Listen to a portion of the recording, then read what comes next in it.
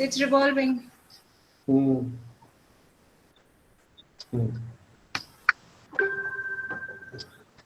Communication today की webinar श्रृंखला की ये 12वीं कड़ी है और आज हम जिस विषय पे चर्चा करने जा रहे हैं, डिजिटल मीडिया सेंसरशिप और फ्री स्पीच। इसके पहले इस कार्यक्रम की विस्तृत रूपरेखा से आपको अवगत कराएं और हमारे अतिथियों से परिचय कराएं। मैं डॉक्टर उषा साहनी, जो हमारे इस आयोजन की ऑर्गेनाइजिंग सेक्रेटरी भी हैं, उनसे अनुरोध करूंगा कि वे सरस्वती वंदना के माध्यम से आज की शुरुआत करें। डॉक्टर साहनी मेरठ के शहीद Mangal Pandey PG girls college में अंग्रेजी विभाग में अध्यापन कर रही हैं। साहित्य क्षेत्र में पिछले कई वर्षों से आप नियमित रूप से विभिन्न विधाओं में लिख रही हैं। हाल ही में आपके कविताओं का संकलन प्रकाशित हुआ और उससे पूर्व एक कथा संग्रह भी आपका प्रकाशित हो चुका है और आलोचना संबंधी 2 पुस्तकें भी आपकी प्रकाशित हो चुकी हैं। मैं डॉक्टर उषा साहनी से अनुरोध करूंगा कि वे सरस्वती वंदना के माध्यम से आज के हमारे इस कार्यक्रम की शुरुआत करें। डॉक्टर उषा साहनी। आभार। सभी को नमस्कार। माँ शारदे के श्री चरणों में 4 पंक्तियों से नमन करना चाहती हूँ। या कुंदेन्दु तुषार हार धवला, या शुभ्र वस्त्रावृता, या वीणा वरदंड मंडित करा, या श्वेत पद्मासना, या श्वेत पद्मासना।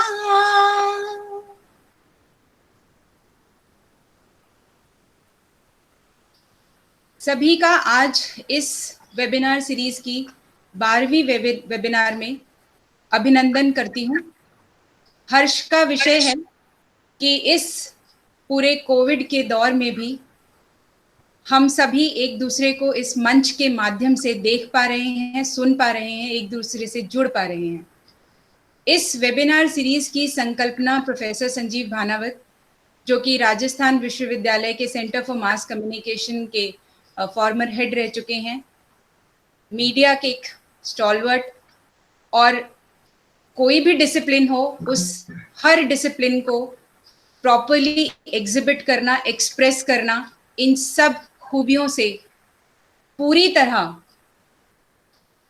ऐसे जुड़े हुए हैं जैसे कि वो उनका ही सब्जेक्ट हो, उनका ही विषय हो। हम इस बात के लिए गौरवान्वित महसूस करते हैं कि वो हमारे साथ हैं, संरक्षक के तौर पर, मार्गदर्शक के तौर पर। आपका इस मंच पर अभिनंदन करती हूँ सर, आज के विषय प्रवर्तन के लिए। प्रोफेसर संजीव भानावत। धन्यवाद डॉक्टर उषा साहनी। आज के हमारे इस वेबिनार के जो पैनलिस्ट हैं, आदरणीय राजीव अरोड़ा जी, प्रोफेसर अनुभूति यादव, डॉक्टर दुर्गेश त्रिपाठी और डॉक्टर स्मृति पाठी।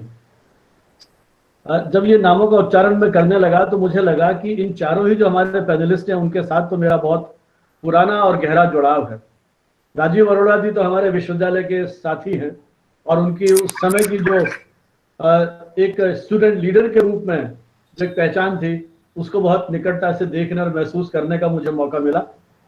NSUI के माध्यम से आपने छात्र राजनीति में जिस तरह से पदार्पण किया और फिर वहां से आज किस तरह से आपने विभिन्न क्षेत्रों में विस्तृत परिचय डॉक्टर उषा कराएंगी, अपनी एक पहचान बनाई है।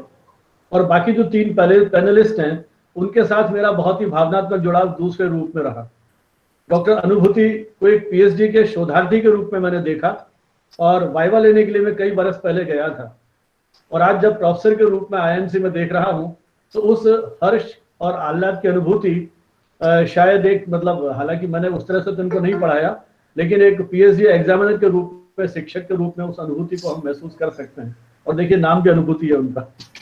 और डॉक्टर दुर्गेश तो 21 दिन हमारे साथ रहे, लगभग 1 दशक की वो यात्रा रिफ्रेशर कोर्स के माध्यम से, और शायद वो रिफ्रेशर कोर्स था जिसने पूरे देश में हम मीडिया शिक्षकों की एक ऐसी इन्वर्टेड कॉमा में गैंग तैयार की है कि हम कई मंचों पे एक साथ विचार मंथन को आगे बढ़ाते रहे हैं। स्मृति तब उड़ीसा पहुंच गई हैं, लेकिन जयपुर में जब ये रही तो इनके साथ भी जिस तरह का मेरा एक जुड़ाव रहा है, तो एक ऐसा लगता है कि एक पारिवारिक उस मंच के ऊपर हम सब लोग एक विचार विमर्श कर रहे हैं बहुत ही महत्वपूर्ण विषय पर। 11 नवंबर इसी महीने में 2020 भारत सरकार ने एक गजट नोटिफिकेशन जारी किया और जितने भी हमारे ये ऑनलाइन प्लेटफॉर्म्स हैं इनको एक तरह से नियंत्रित करने के लिए एक राष्ट्रपति महोदय ने उस हस्ताक्षर किए। और जो हमारे ऑनलाइन माध्यम जहां से समाचार प्रसारित हो रहे हैं, जहां फिल्म और विजुअल सामग्री आ रही है, उसको सूचना प्रसारण मंत्रालय के अंतर्गत वो लेकर के आ गए कि उस कंटेंट को सरकार जो है वो नियंत्रित करेगी, उसको एक तरह से उसका ध्यान रखेंगे कि किस तरह का ये सामग्री परोसी जा रही है। वस्तुतः इस पैंडेमिक के दौर में इस ऑनलाइन मीडिया ने न सिर्फ भारत में बल्कि पूरी दुनिया में एक नई तरह की संस्कृति को विकसित किया है। एक दौर था जब समाचार पत्रों को हाथ लगाते समय हमें एक डर लगता था, आशंका थी कि कहीं हम कोरोना से संक्रमित न हो जाएं। तो ओटीटी के बहुत सारे प्लेटफॉर्म्स ओवर द टॉप, चाहे आप एफबी की बात करें, Google, Twitter, Netflix, Hotstar, Amazon, न जाने कितने ऐसे प्लेटफॉर्म्स हैं जिन पर न सिर्फ और कितने न्यूज पोर्टल जिन पे लगातार कई तरह की सामग्री प्रकाशित प्रसारित की जा रही थी। एक नया संकट, नई चुनौती हमारे सामने आई कि किस प्रकार से हिंसा और अश्लीलता से युक्त सामग्री और उसी के साथ एक एब्यूसिव लैंग्वेज, गाली गलौज का जो एक मंच इसके माध्यम से हुआ, कहीं एक चिंता महसूस हुई कि इस तरह की सामग्री को कैसे नियंत्रित किया जाए। समाचार पत्रों के लिए प्रेस काउंसिल हमारे पास है, टेलीविजन के लिए एनबीए जैसी संस्थाएं हैं, विज्ञापनों के लिए एडवर्टाइजिंग काउंसिल ऑफ इंडिया जैसी संस्थाएं हैं, और फिल्म के लिए सेंसर बोर्ड, और संयोग से राजीव अरोड़ा जी और दुर्गेश त्रिपाठी जी ये दोनों सेंसर बोर्ड के सदस्य के रूप में रह चुके हैं। तो मुझे लगता है कि इन्होंने सीधे उन सारी चीजों को देखा, महसूस किया है, तो इस विषय पर वो बहुत ही विस्तार से और गंभीरता से अपनी बात हमारे सामने रखेंगे। तो अब समस्या आती है कि डिजिटल मीडिया का जिस तरह से विस्तार हुआ है उसकी सामग्री को कौन नियंत्रित करे। कई बार बात की गई मीडिया काउंसिल बने, मीडिया कमीशन बने। मैं एक आलेख पढ़ रहा था जिसमें ये जानकारी दी गई थी कि इस समय लगभग 1.8 अरब वेबसाइट्स हमारे पास में हैं और 45 लाख तरह के ऐप हैं। आप कल्पना कीजिए कैसी प्रचंड शक्ति आज हमारे सामने है इस तकनीकी दुनिया के सामने। एक और डेटा में देख रहा था, 2019 में ओटीटी पे 500 करोड़ का लगभग बिजनेस होता था और यह अनुमान किया गया है कि 2025 तक ये बिजनेस 4000 करोड़ रुपए तक पहुंच जाएगा। और 2019 के आंकड़ों के अनुसार 17 करोड़ यूजर्स हैं इन ओटीटी प्लेटफॉर्म के। तो आप देखिए कितनी बड़ी चुनौती का हम सामना कर रहे हैं। न्यायालयों में भी कई बार पीआईएल्स दायर की गई। न्यायालयों ने भी इस बात को रेखांकित किया कि किस तरह से इस अश्लील और हिंसक सामग्री को नियंत्रित किया जा सके। विदेशी कंपनियां हैं ये, गूगल और फेसबुक, ट्विटर जैसी कंपनियां, कैसे भारत सरकार इन विदेशी कंपनियों की सामग्री को नियंत्रित कर पाने में सक्षम होगी। अभी तक कोई दिशा निर्देश नहीं दिए गए, आदेश जारी कर दिया गया है लेकिन कोई गाइडलाइंस हमारे सामने नहीं है। एक वर्ग ऐसा भी है जिसने कहा है कि ये जो डायरेक्शन दिए गए हैं, ये जो नियंत्रण किया गया है, ये फिल्मकार की, रचनाकार की रचनात्मकता को प्रभावित करेगा और कहीं ना कहीं दर्शक का जो राइट टू वॉच, उसका जो देखने का जो अधिकार है, उसकी अभिरुचि का जो अधिकार है, उसको भी बाधित करेगा। दूसरी ओर एक ऐसा वर्ग है जिसने ये कहा है कि नहीं, जिस तरह से इस सामग्री का विस्फोट हो रहा है और पूरी पीढ़ी के लिए खतरा हो रहा है, तो इसे कहीं नियंत्रित करने की आवश्यकता है। दर्शक की व्यक्तिगत स्वतंत्रता पर आघात है और उधर अभिव्यक्ति की स्वतंत्रता का हमें संवैधानिक अधिकार दिया गया है अनुच्छेद 19(1) क के तहत। तो जब से ये आदेश आया था तब से मेरे मन में एक विचार उठ रहा था कि क्यों नहीं इस विषय के ऊपर एक विचार मंथन किया जाए। जब इसको कार्य रूप में परिणत करने की बात आई तो जैसा मैंने आपसे कहा कि मेरे दिमाग में दो नाम आए। सबसे पहले राजीव अरोड़ा जी और दुर्गेश त्रिपाठी जी, क्योंकि इनसे अक्सर बात होती रही। हमारे जयपुर इंटरनेशनल फिल्म फेस्टिवल के राजीव अरोड़ा जी चेयरमैन भी हैं, इनको पिछले कई सालों से हम लोग जयपुर में ये आयोजन कर रहे हैं और दुर्गेश जी से भी कई बार बात हुई, तो मंचों पर बात हुई। तो मुझे लगा कि इस विषय पर आपसे विचार विमर्श किया जाए। और अनुभूति यादव चूंकि IIMC में न्यू मीडिया डिपार्टमेंट को देख रही हैं और सीधा युवाओं के साथ जुड़ाव है, तो इस न्यू मीडिया के क्या ट्रेंड चल रहे हैं, इस पे इनसे कुछ समझने की कोशिश करें और एक नई पीढ़ी के प्रतिनिधि के रूप में कि किस तरह का कंटेंट ये वेब सीरीज के माध्यम से हमारे सामने आ रहा है। एक ये टीवी के सीरियल्स वगैरह मेरे ख्याल धीरे धीरे गौण होते चले गए। अब जो नई पीढ़ी है वो वेब सीरीज के प्रति उनमें पागलपन है। नेटफ्लिक्स, अमेजॉन जैसे जो प्लेटफॉर्म है, अब इन OTT के जो डिफरेंट प्लेटफॉर्म्स हैं, फिल्में इनमें रिलीज हो रही हैं। जब सिनेमाघर बंद हो गए तो एक नई चुनौती हमारे सामने आ गई। तो किस तरह का कंटेंट के माध्यम से ये बात कर रहे हैं, क्या चीज हमारे सामने परोसी जा रही है, तो आज का यूथ किस तरह से सोच रहा है, उस दृष्टि से स्मृति को हमने कहा। संयोग से सबका नाम लेना मेरे लिए संभव नहीं है। यूँ जो हमारा तकनीकी सहयोगी है, जो मेरी रिसर्च स्कॉलर है पृथ्वी सेंगर, उसने थोड़ी देर पहले मैसेज किया है कि 102 रजिस्ट्रेशन हुए हैं। और अभी मैं देख रहा हूँ देश के हर अंचल से हमारे बहुत सारे मीडिया फैकल्टी के जो टीचर्स हैं वो भी इसके साथ जुड़े हैं।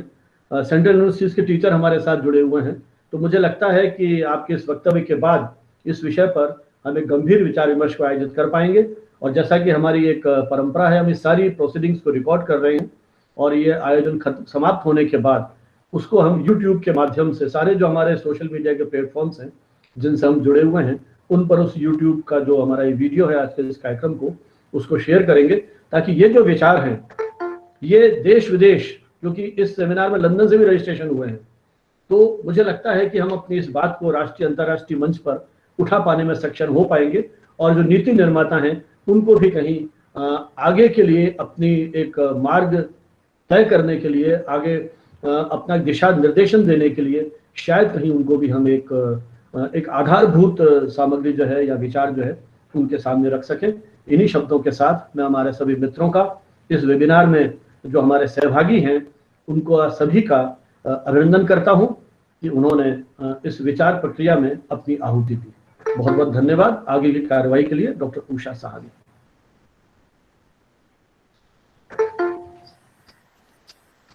Thank you, sir.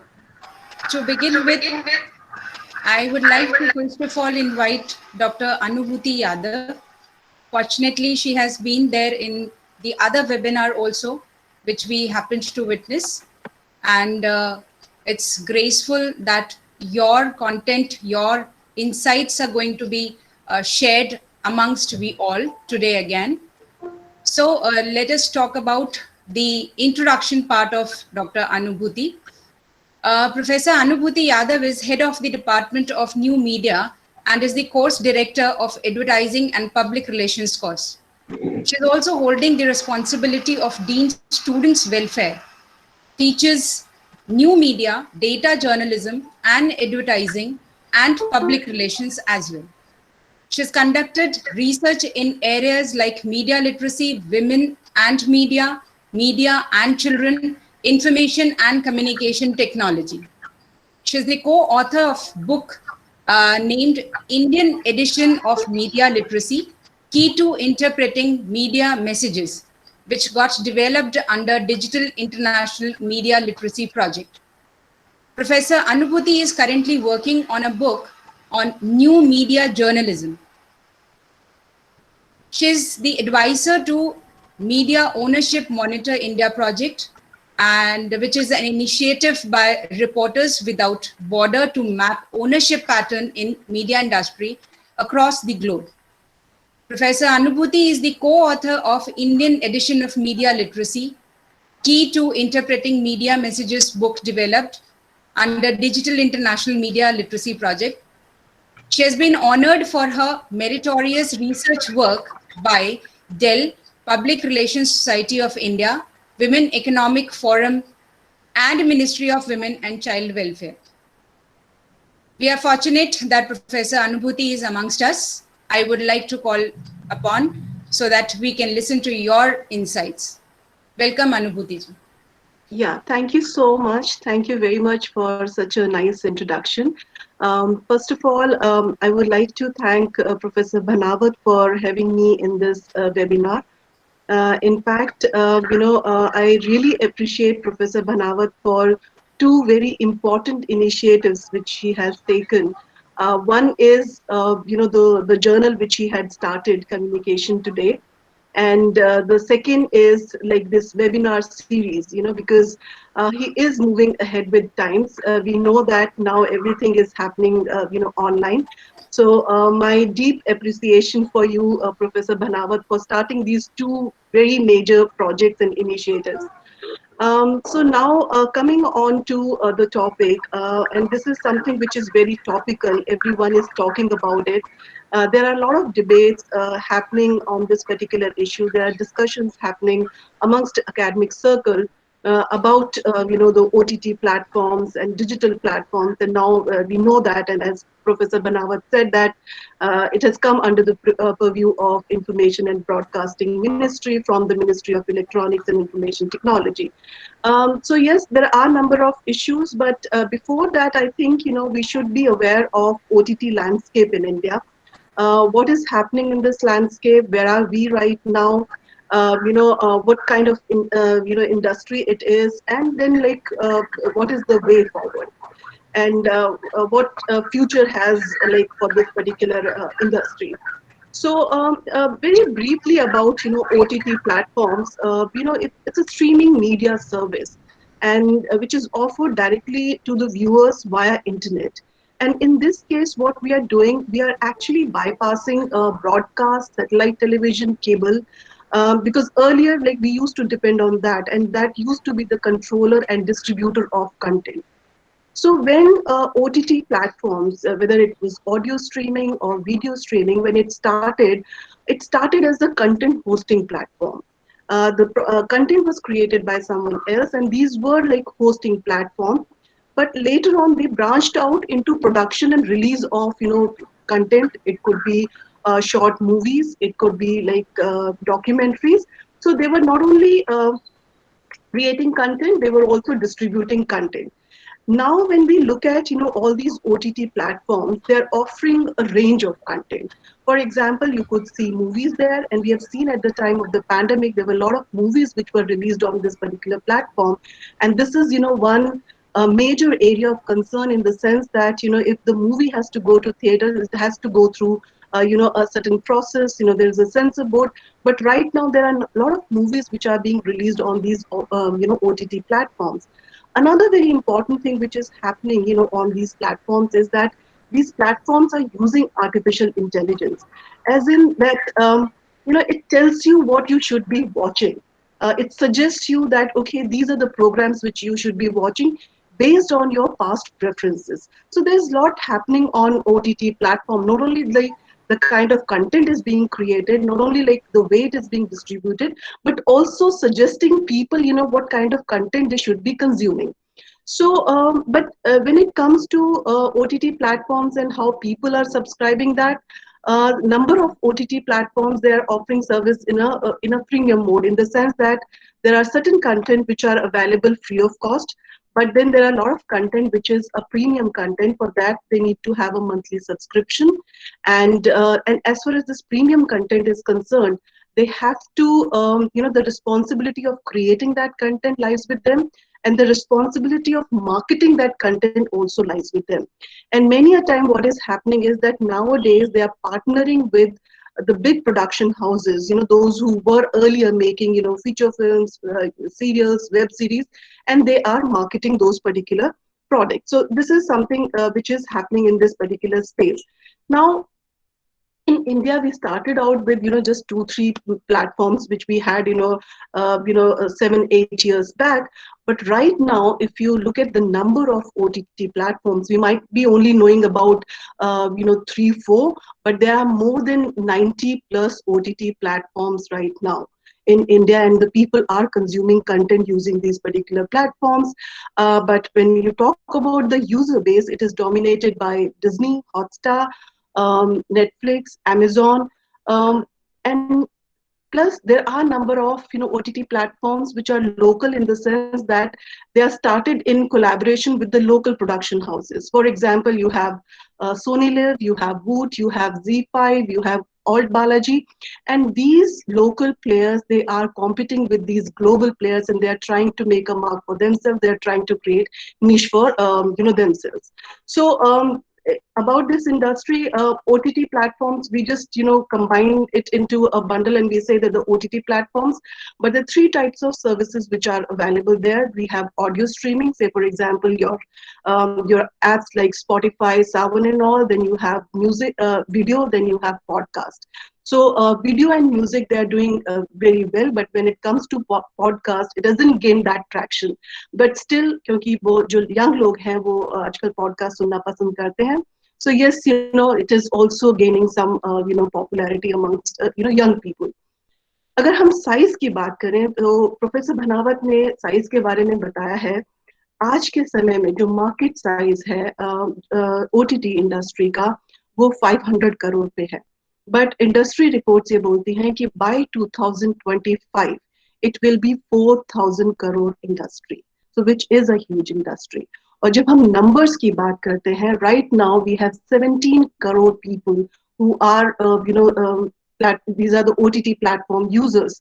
और उसमें से अगर हम ये बात करते हैं कि आगे जाके कितने होने वाले हैं, so the prediction is by 2023 there will be 50 crores OTT users. They'll be paid subscribers of different OTT platforms. So, and it will increase with the number of when the smartphones will increase and the internet penetration will increase, and this number will increase. So going by the trend, there's a diversified content. There's a lot of content, different type of content is there. There is a different pricing plan, and that's why there are a lot of people who are moving towards OTT platform. Another very important thing happened, which Professor Bhanawat said, at the time of the pandemic. This is something which happened that there were the content pipeline dried up for the other channels, because not fresh content was being made, shooting nahi ho raha tha. So a lot of people, they moved towards OTT platform, and the positive of OTT platform was that there was a lot of archived content available there, और वो लोग move on किए OTT platform की तरफ. और उस समय at the time of the pandemic, this is the strategy which most of the OTT platform adopted, कि उन्होंने जो सब्सक्रिप्शन था पहला और दूसरे महीने फ्री किया, ताकि लोगों को कंटेंट देखने की आदत पड़ जाए, और later on they should start paying for that particular content. और यही इसी वजह से जब हम सब्सक्रिप्शन की बात करते हैं, पेड सब्सक्राइबर की बात करते हैं, there was rise in 30% at the time of the pandemic.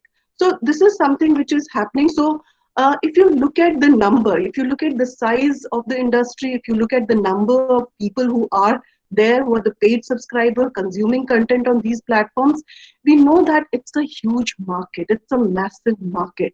But we cannot have such a massive market which is unregulated. And that's why, we had that Gazette notification wherein it says that, the OTT platforms, digital platforms, news, online platforms will come under the jurisdiction of Information and Broadcasting Ministry.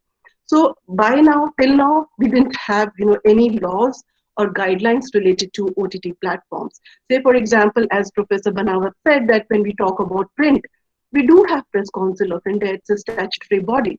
So if there is anything happening in the print media or newspapers, we know that this is one particular body one can approach. When you're talking about television, so in television also, we have Cable Television Network Regulation Act. We also have say for example self-regulation. We have National Broadcasting Association, so they have their own codes, they have their own guidelines. So when you're talking about advertising, we have Advertising Standard Council of India. When we are talking about cinema, we do have censor board. But when you're talking about online content, when we are talking about the digital content, we do not have that regulation. And I feel that at this point of time, this regulation is needed. And this is something which is not happening only in India.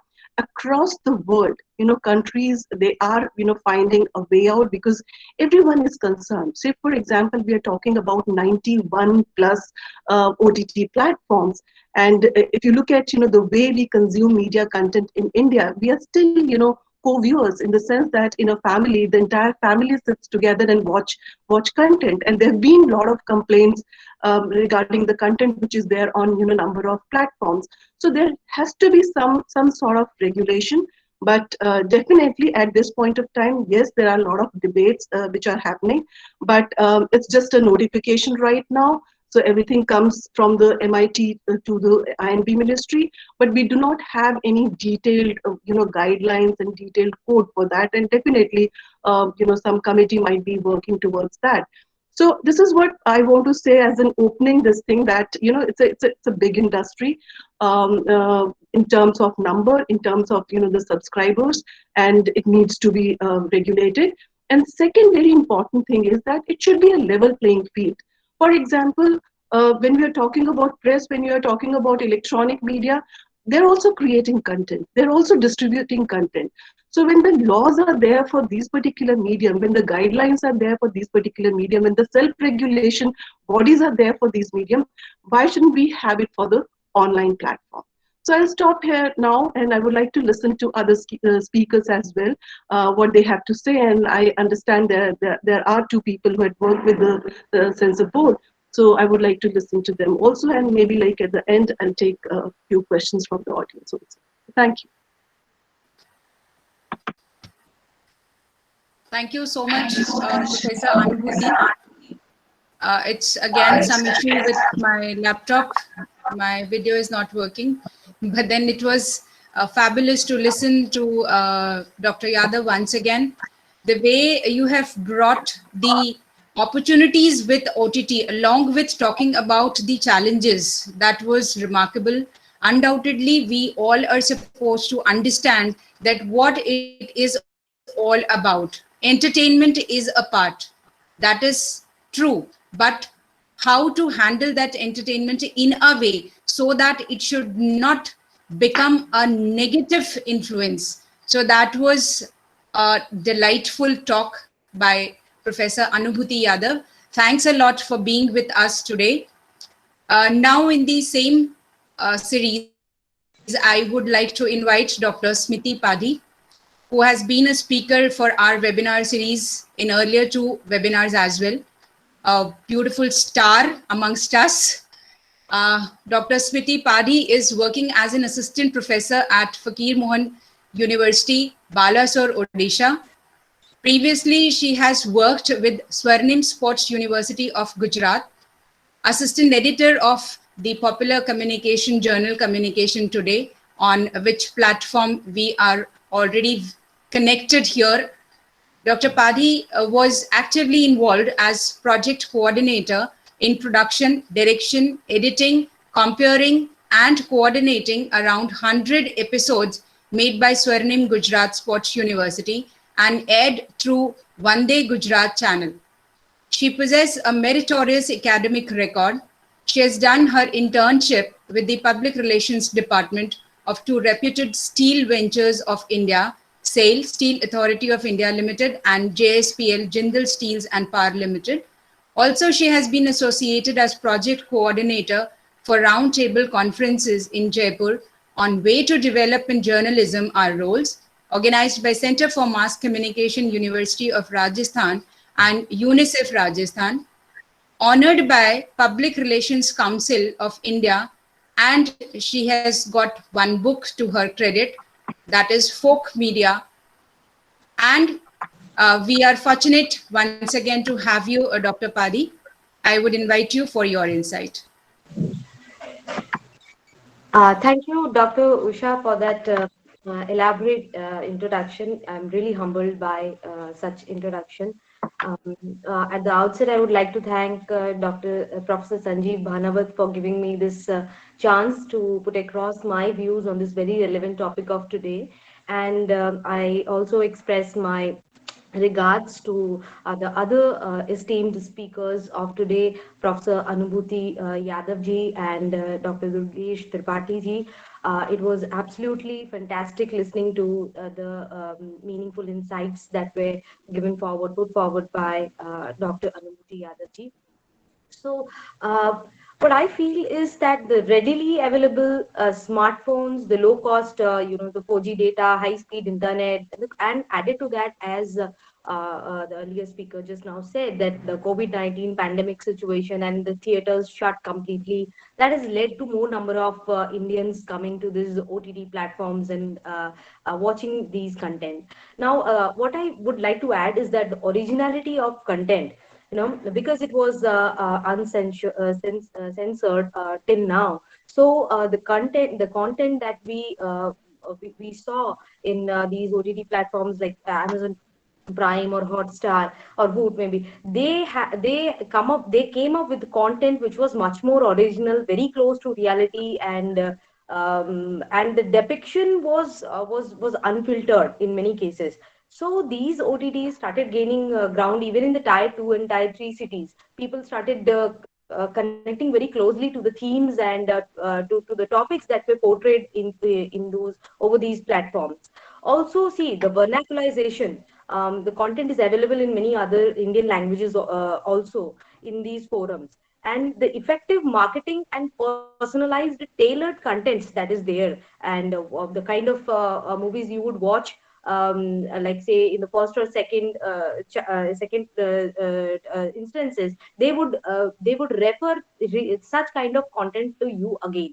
So that kind of personalized and tailored suggestions over these OTT has led to increase in the audience. Also, I feel that the option of binge watching, we many a times don't have patience to wait for a week long for that next episode to come of our television channels. But then these OTT platforms have the option of binge watching. So back to back I can watch many all the episodes of a certain series. So that appeals to me very that is very different that is a very different option which these OTT platforms were giving.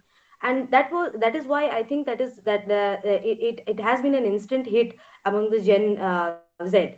So apart from this, I would also like to say that, see, given this context and the recent development wherein the central government has brought digital audio visual content, including films, web series of these OTT platforms under the ambit of Ministry of INB, this underlines the relevance of the topic that we are discussing today. That's digital media censorship versus free speech, or else, if we can put it in another way, restraint, restriction, or control versus freedom of expression. So I would like to talk with reference to the content, because I have watched content over television and the films that were released in theater, and I have also been exposed to the films that have been put up in these OTT platforms. So I feel that definitely some kind of regulation was necessary, because you see, in 1970, when there was when the constitutionality of censorship was challenged for the first time before the Supreme Court in the case of K. A. Abbas and Union versus Union of India, the Apex Court upheld the constitutionality within the ambit of Article 19 to under this reasonable restriction clause, and said that movies and the films, they have the ability to stir up emotions much more deeply, in comparison with any other products of art, because given that glitz and the glamour and so much of this grandeur with the music and background score, with all creativity editing, it has the ability to impact the psyche of masses, common public, in a much deeper way as compared to other forms of art. So definitely some sort of regulation was indeed necessary. And we could see that coming from after the PIL that had been filed in the Supreme, and cases before the Supreme Court. And of course the playing field is much more leveled now, because we had with the BCCI, NBC, Now, this digital content was going absolutely unscrutinized. Now, the playing field is definitely it has been leveled. The regulatory body's decision, I think it should not be a blanket one. And while giving their decisions, certain care and caution must be taken on on deciding on whether a content is objectionable or not.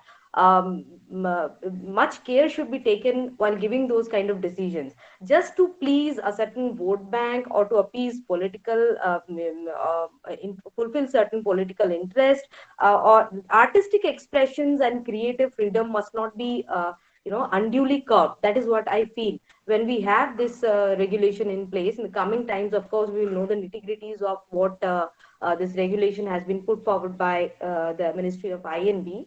But I feel that two things we should discuss on this forum today is that in web series like say Mirzapur or Delhi Crime that I have seen recently, with Sacred Games also, there was a series of lust stories by produced by Karan Johar and some other expletives have been used. And certain people say that this should be absolutely censored. But while censoring those kind of content, this also should be kept in mind that those expletives are not literally meant.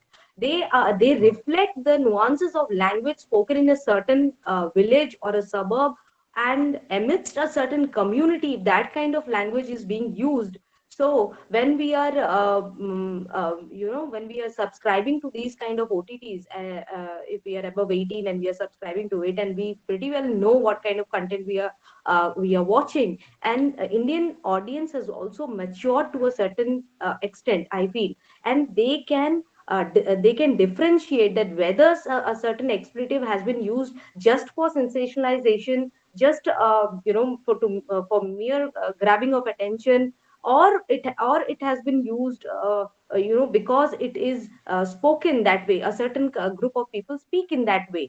So that is number one. And second, I feel that equating portrayal of every sexual scene as indecent or obscene is absolutely inappropriate. If a certain sexual scene is depicted because a human being has gone through if it is an inseparable part of a human story, then it cannot be termed as obscene or indecent. So that also should be kept in mind. While telling this, I come to the example of Bandit Queen. When it was released, a lot of debates were raised regarding this censorship, and it took a long period of time when issues of like whether a scene where the Pulan Devi was she was paraded naked in that village, that scene should be cut. That was debated. And again, there are certain scenes where the police when a policeman hits Pulan Devi with the butt of a gun with a rifle, that should be cut. Then the censor board finally after it came to the decision that some of the scenes were inseparable, and if those scenes were cut, the victim, the anger, the rage of the victim, that would not be appropriately depicted. And why she is eventually went on to take a revenge for to the perpetrators of the crime, that would not be justified. So what I want to say is that in future, if the regulations that the restrictions that will be brought forward by by a committee or by the censorship that we see over these digital platforms should also keep these things in mind. So with these 2 points, I would love to hear what other speakers have to say on this topic. And I rest my voice with this. Thank you so much once again. Thank you so much, Dr. Smriti. The talk that was being initiated by Professor Anubhuti, she talked about that what are the challenges. A step ahead taken by Dr. Padi. Of course, the content should be definitely checked, because if the content is not being checked, we know that it can leave a very drastic effect upon the mindset of the people, inclusive of any age group. So that's the major concern which should be there while checking out with this censorship. Also, Dr. Smriti talked about the language. This is the most prominent part which connects we all human beings with each other. So if this is the thing which is not going to be checked, that might bring disasters. Plus to that, of course, if a scene is there, if something is being picturized in a way which is morally, ethically is not acceptable or is somehow disturbing, that should be definitely not presented out there, which we can understand by the vibrations or the intellect of ours. So that was one more step ahead to Professor Yadav's talk. Professor Smriti shared her insights in a wonderful capacity. Thanks a lot, Dr. Smriti. In this series, now I would like to call upon our next speaker, Sri Rajiv Arora ji. He has been a member of Central Board of Film Certification since 2006 and till 2011. He's an internationally acclaimed name in the field of jewelry designing. He's the one who has established Amrapali Group of companies in Jaipur with its branches all over number of cities, inclusive of Delhi, Mumbai, Jaipur, Bangalore, London, and New York as well. He has been a recipient of various national and international awards in the same field. Since 1996 to 2003, Rajiv ji has worked as an official designer for Femina Miss India. Also, he has represented India in many international fashion shows. He's a dynamic and multi-talented personality, being a social political activist and also a renowned and successful entrepreneur. At present, Rajiv ji is the Regional Coordinator West Zone of All India Professional Congress, holding the charge of Maharashtra, Gujarat, Rajasthan, Madhya Pradesh, Dadar Nagar Haveli, and Daman and Diu. He also decorates the chair of Vice President of Rajasthan Congress Committee. He's also the President of Federation of Rajasthan Exporters and Gold and Silver Jewelry Exporters Association. He's decorating various important profiles in Rajasthan Sports Association, contributing to popularize various sports. And here to name a few, tennis and golf and many more in the list. He holds innumerous vital positions in the state and central government, like being Vice Chairman, Rajasthan Foundation, Chairman, RTDC, Member, National Tourism Advisory Council, and many more. He bags many awards for his contributions in the field of art, culture, and society and jewelry business. Rajiv ji was invited by the Queen and the Duke of Edinburgh to mark the official start for the UK India Year of Culture in 2017.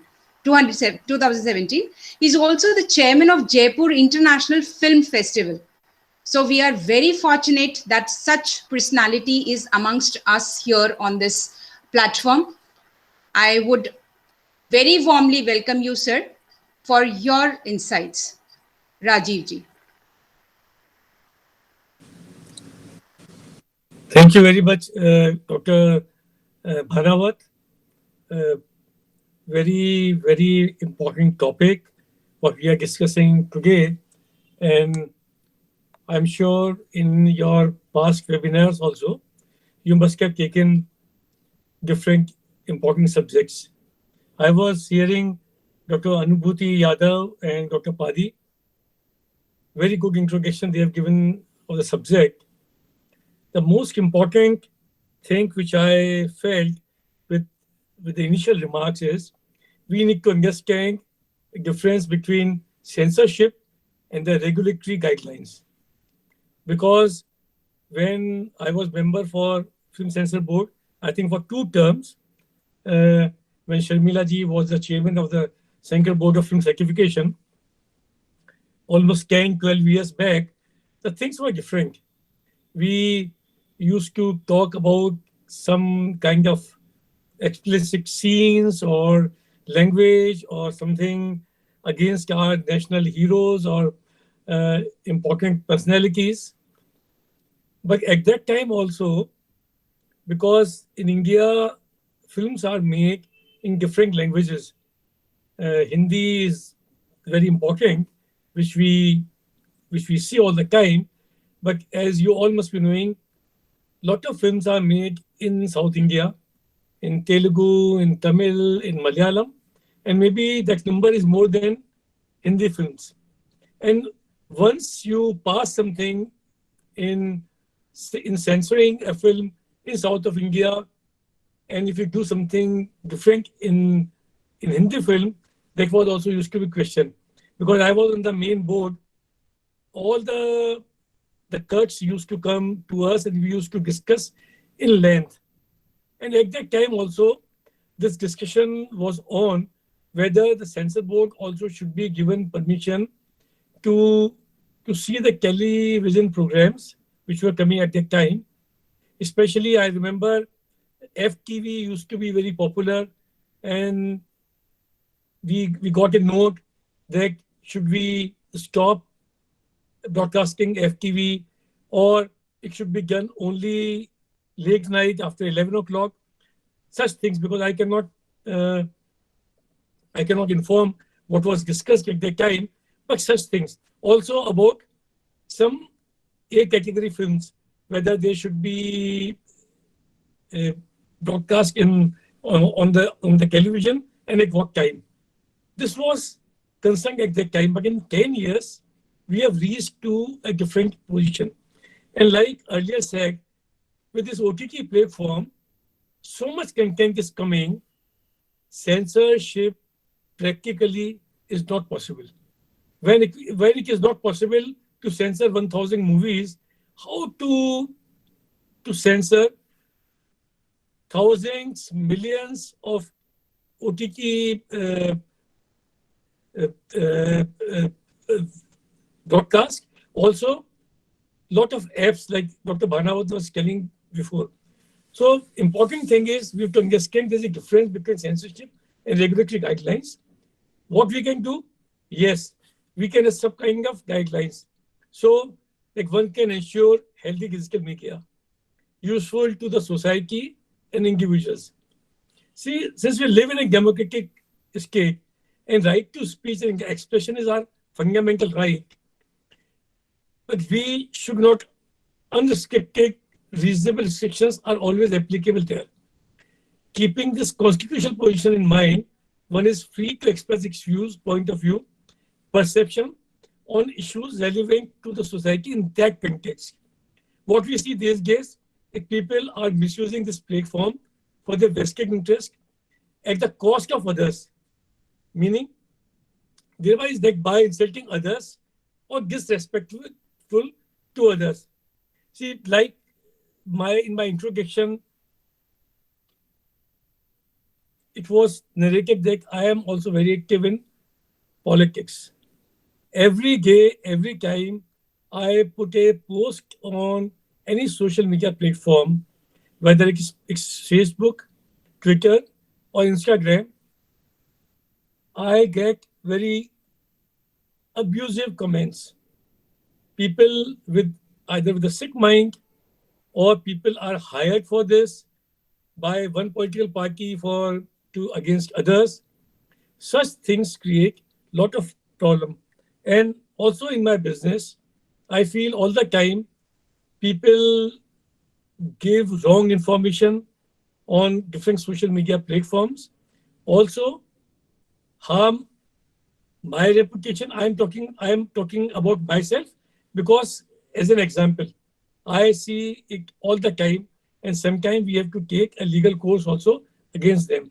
So maligning someone's reputation is so easy and instant due to quick traveling of messages posted. It becomes impossible to reverse such damage caused. So culprit is escape from any penalty, fine, or financial damage. In such view, there should be an inbuilt declaration for every user that contents using digital media in any words, written, spoken, video clips, posted, or any gesture shown are factual and are posted with the intentions and not to malice or hurt anyone. How to control this? So we need to have some kind of guidelines which can restrict, because censorship means first you censor a film, censor a video clip, then it comes for in public domain. But here, what we are doing is not censoring, but guidelining that you don't do this. And how this will possible? This is very important because in our democracy, we always talk about 4 pillars.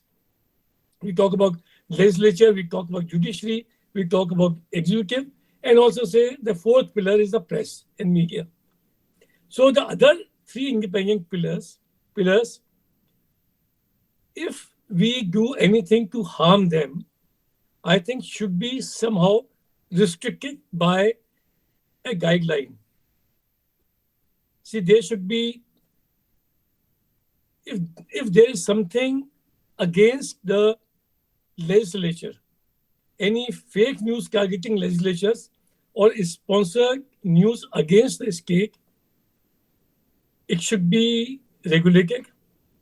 But now the question comes, how objective or subjective we are, and what news we call, very easily they call it Rashtradoh, they call it Deshdrah, if your political ideology is not similar or same like a party who is ruling the country. So this is a big question. What you will do. The second important thing is national security. We have seen in past how journalists have given away with vital information regarding position of security forces during terror attacks. Many journalists have also been found cooking up stories of coup against the army. Such news, such clips, such information need to be guidelined or restricted. And very important, in our country, we live in a secular state. Very easy to create some kind of unrest in the society, something which is not maybe good for internal security, which can also trigger the communal violence. Journalists have also cooked up stories to stop violence between communities in India. We all know beef lynching stories, fake rape, riot stories, different things to get attention, to use in elections to get votes, and different way these things are happening. How to regulate that? This is a big question in front of us. We need to discuss it, like Anubhuti was telling very rightly, that only now the powers have been given to the Ministry of Information and Broadcasting, but still we are waiting for much more clear guidelines. In all this above situation, a media house needs to be self-regulated or partly regulated for a period of time. Who will regulate will be definitely a question. And if that will be corruption-free, that is another question. And India now, once world's largest unconnected country it was, we will be one of the world's biggest internet-enabled nations. Millions of websites are there, online content is there. Looking beyond COVID, like we were talking, also Dr. Padi said very well, now the small, everyone is having a mobile phone, a smartphone, and they can get all kinds of content. And also India emerging a leading economic power. We are in a very in dilemma, because we want to show us as a progressive nation. We want to open up economy, but we want to also regulate the press. We want to regulate the media. We want to regulate the content. Very, very difficult choice. And also, we don't have machinery to do that. First, we had to create a infrastructure to control such content, or at least our judicial system should be such that these guidelines can be followed properly. Technology is likely to be a big part of our economy, accounting for almost a fifth of our overall output. Hence, the need to harness the good aspects of it and regulate the bad.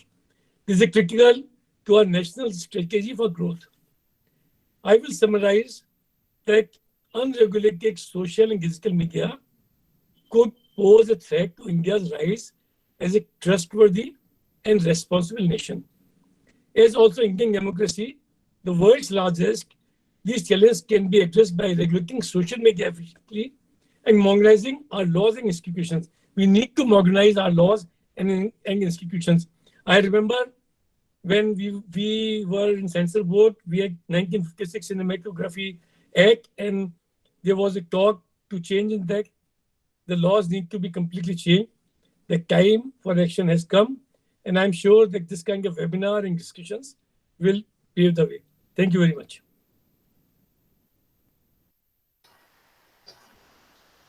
Thank you so much, Rajiv sir. Aptly said. What is the high time need? That is, we need to understand the difference between censorship and the regulations. And undoubtedly, we all know that this is a democratic society.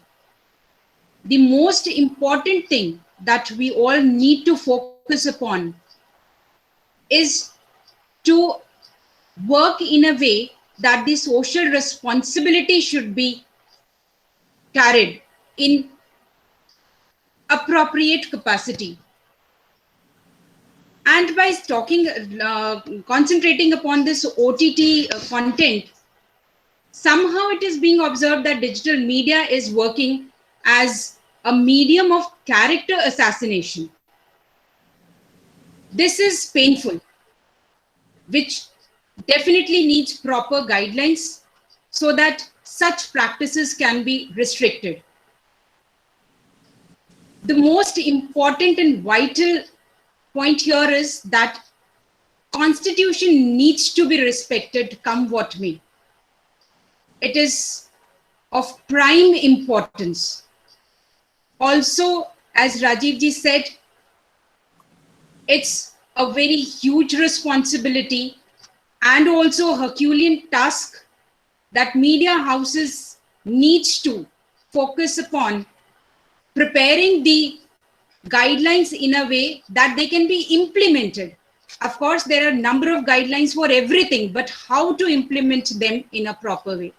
So it was a wonderful talk delivered by Rajiv Arora sir. We are thankful to you and grateful to you that you could spare time and join us on this platform. We have few questions here I can see in the chat box. So I would like our speakers to be with us so that by the end of the session, the questions can be taken and our speakers can give the answers to the questions. Thank you so much, Rajiv sir. Thank you. In continuation, now I would like to invite Durgesh Tripathi ji. Dr. Durgesh Tripathi is the founding faculty member of University School of Mass Communication at Guru Gobind Singh, Indraprastha University, New Delhi. He got his postdoctoral fellowship from Indian Council of Social Science Research, ICSSR. He's also the recipient of prestigious Bhartendu Harishchandra Award, that is from Ministry of Information and Broadcasting, Government of India, for his wonderful academic contributions. Dr. Tripathi's contributions can be exemplified with 3 major research projects and as a co-principal investigator of communication and media studies for Open Education Resources, EPG Pathshala, an e-learning initiative undertaken by InflibNet, UGC and MHRD, Government of India. ICSSR has also published 2 books on media and youth studies written by Dr. Tripathi. He has also been invited for extension lectures at many international universities in UK, USA, China, France, etc. So once again, we are delighted to have such eminent personality amongst us. A warm welcome to you, sir, Dr. Durgesh Tripathi. Thank you doctor Usha जी।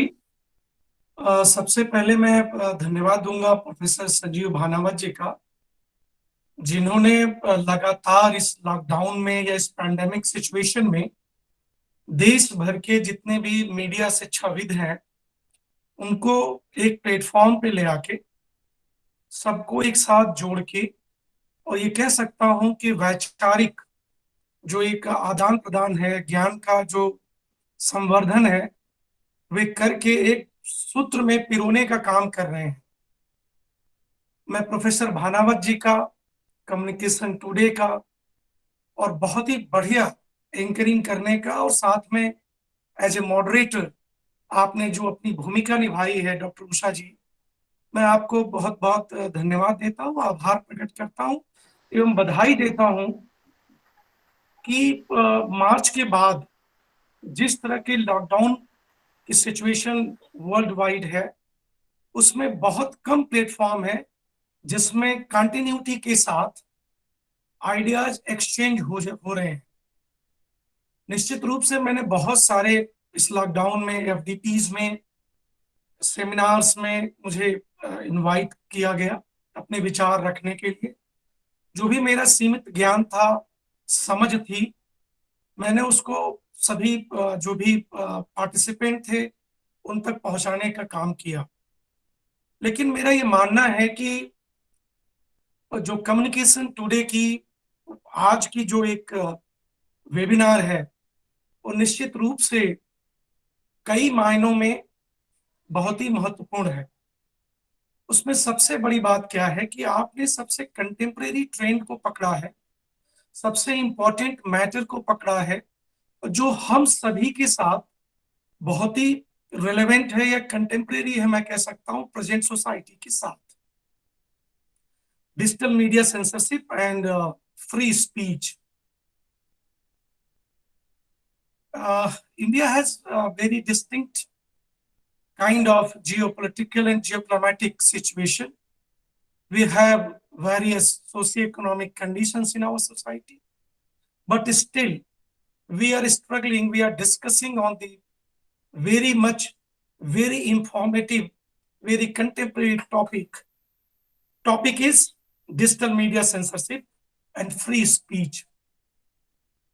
मुझे बहुत कुछ आशा थी professor अनुभूति madam से, जो भारत के उस leading professors में से हैं, मीडिया प्रोफेसर्स में, जिनका मीडिया लिटरेसी पे बहुत काम है। मुझे याद है कि जब मैं last year American university Washington में मैं एक वर्ल्ड मीडिया लिटरेसी फोरम में गया था, तो ग्लोबल वर्ल्ड में मीडिया एजुकेशन में रेने हॉब्स का नाम बहुत ही रिस्पेक्ट के साथ लिया जाता है।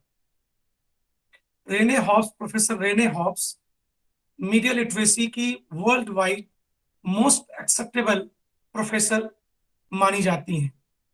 और उन्होंने जब परिचय हुआ मुझसे, जब मेरी बातचीत हुई, तो उन्होंने प्रोफेसर अनुभूति यादव जी के बारे में हमसे बात किया और पूछा कैसा चल रहा है, क्या काम हो रहा है, किस तरह के कंट्रीब्यूशंस प्रोफेसर अनुभूति और आप सब लोग कर रहे हैं।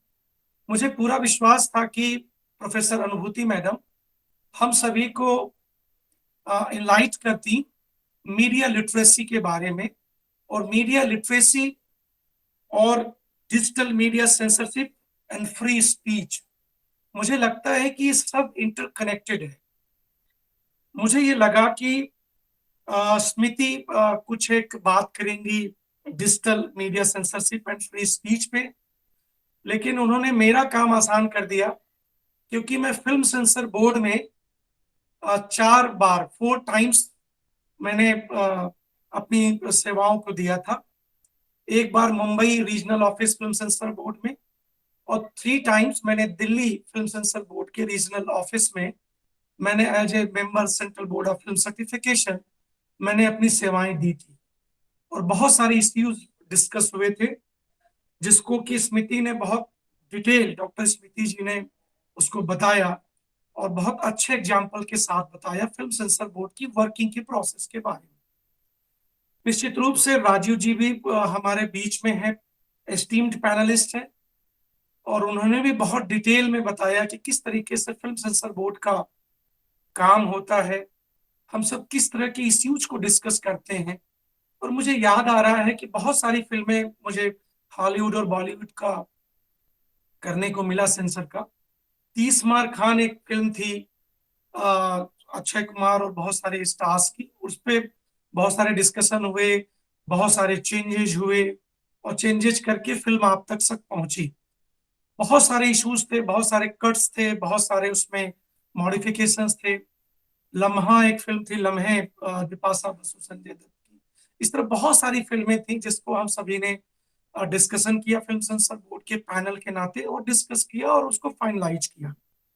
ये बहुत सारे इश्यूज थे जो इंडियन पर्सपेक्टिव से रिलेटेड है, और मुझे लगता है कि we have discussed a lot on the various issues related with the film censor board, working of the censor board in India, but would like to discuss, would like to focus, would like to express my best understanding related with the international perspective of censor board or a censorship of digital media.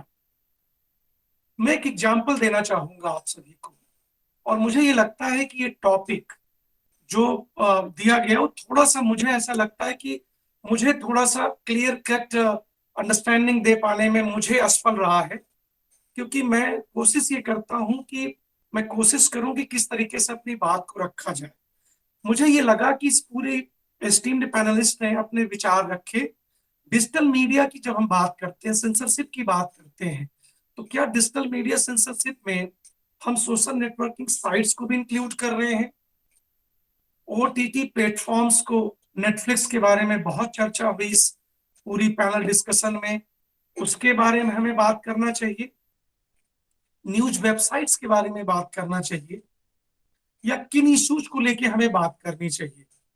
लेकिन मैं कोशिश करूंगा, चूंकि मैं सबसे अंत में अपनी बात को रखने का मुझे मौका मिला, तो मैं समराइज करना चाहूंगा सारे इश्यूज को थोड़े थोड़ी बातों में और इंटरनेशनल अंडरस्टैंडिंग के साथ। मैं केस स्टडी आपको एग्जांपल देना चाहूंगा कि न्यूयॉर्क पोस्ट में एक आर्टिकल छपा 14 अक्टूबर को इसी साल 2020 में, और न्यूयॉर्क पोस्ट के आर्टिकल को, जैसा आप सबने भी करते हैं, हम लोग भी करते हैं, कि जो न्यूज आर्टिकल या कोई न्यूज पीस ऑफ आर्टिकल होती है, हम लोग उसको शेयर करते हैं ट्विटर पे, फेसबुक पे, व्हाट्सएप पे, सबको बताते हैं, फेसबुक पे बताते हैं। लेकिन न्यूयॉर्क पोस्ट के आर्टिकल को जब लोगों ने ट्विटर पे उसको शेयर करना चाहा, तो ट्विटर की तरफ से एक मैसेज आने लगा, या मैं कह सकता हूं कि Twitter users began receiving strange messages from the Twitter, और उसमें ये कहा जाने लगा कि इस तरह का जब आप शेयर करेंगे न्यूज कंटेंट को या न्यूयॉर्क पोस्ट के आर्टिकल को, तो आपके जो भी आपका डिवाइस है उस पर एक प्रॉब्लम क्रिएट हो सकती है। एक बहुत बड़ा इश्यू था जिसको हमें समझना चाहिए कि किस तरह की से सोशल मीडिया, मैं कहना चाहिए कि सोशल नेटवर्किंग साइट्स हैं ये, लेकिन हम सभी मीडिया के स्कॉलर, स्टूडेंट होने के बावजूद हमने सोशल नेटवर्किंग साइट्स को सोशल मीडिया का नाम दे दिया। क्या आपने कभी सोचा कि सोशल नेटवर्किंग साइट्स को सोशल मीडिया कहने से कितना बड़ा चेंज आया है? क्या आपको ये नहीं लगता कि जब हम मीडिया शब्द को यूज करते हैं तो एक हेजेमोनी को रिफ्लेक्ट करते हैं? क्या हमें ऐसा महसूस नहीं होता कि सोशल नेटवर्किंग साइट्स को हम सोशल मीडिया के रूप में उसको एक्सेप्ट करने लगे? हम मीडिया किसको कहते हैं? यदि इंडियन पर्सपेक्टिव में बात करें तो professor Sanjeev Bhanawat ji history of Indian journalism की जब बात करते हैं तो कई सौ सालों की हिस्ट्री बताएंगे, और ये बताएंगे कि इंडियन मीडिया, इंडियन जर्नलिज्म आज कैसे हमारे सामने प्रस्तुत हुआ है, कितने स्ट्रगल के बाद हुआ है, किस तरीके से हमने मीडिया को एस्टैब्लिश किया है और सोसाइटी में उसकी एक्सेप्टेंस दी है। बट सोशल नेटवर्किंग साइट्स को कब सोशल मीडिया कहा जाने लगा, मैं एज ए स्टूडेंट, मैं एज ए मीडिया स्कॉलर, मुझे भी नहीं पता, आप सबको पता होना चाहिए।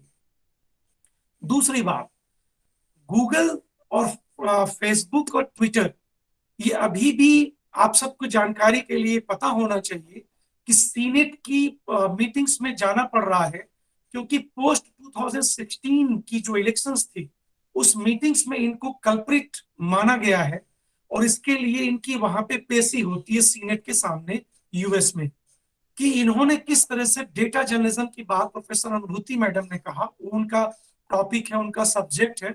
मैं उनको कहना चाहूंगा अपनी बात रख के कि किस तरीके से डेटा मैनिपुलेशन फेसबुक ने, सोशल मीडिया के थ्रू, ट्विटर ने, इंस्टाग्राम ने और इन चैनल्स ने किस तरीके से किया, और यूएस सिटीजन, यूएस वोटर्स को किस तरीके से इन्होंने मैनिपुलेट करने की कोशिश की, और इसके नाते इनको वहां के कोर्ट में जाना पड़ रहा है और तमाम मीटिंग्स हो रही है इस बारे में।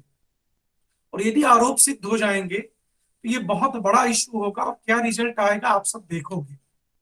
मैं ये भी कहना चाहूंगा आप सभी को कि मल्टीपल हियरिंग के बाद फेसबुक, ट्विटर, इस तरह के सोशल नेटवर्किंग साइट्स की वोटर मैनिपुलेशन के बहुत सारे मल्टीपल हियरिंग्स हो चुके हैं और हो रहे हैं, रिजल्ट आना बाकी है।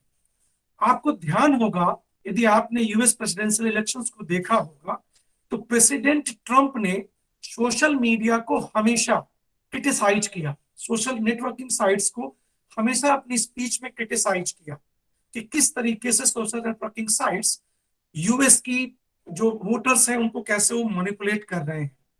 मैं फिर कहना चाहूंगा आप सभी को कि मैं ये यूएस इलेक्शंस की बात इसलिए कह रहा हूं क्योंकि यूएस की वोटर्स सोशियो इकोनॉमिक कंडीशंस के साथ साथ जो जियो पोलिटिकल कंडीशंस हैं, जो जियो क्लाइमेटिक सिचुएशन है यूएस की, हमारे इंडियन सब कॉन्टिनेंट से बहुत ही बेहतर है, बहुत ही ज्यादा उनकी समझ है अपनी नीड को लेके, अपनी रेस्पेक्ट को लेके, अपनी कमिटमेंट को लेके, अपनी सोशल रिस्पॉन्सिबिलिटीज और अकाउंटेबिलिटीज को लेके।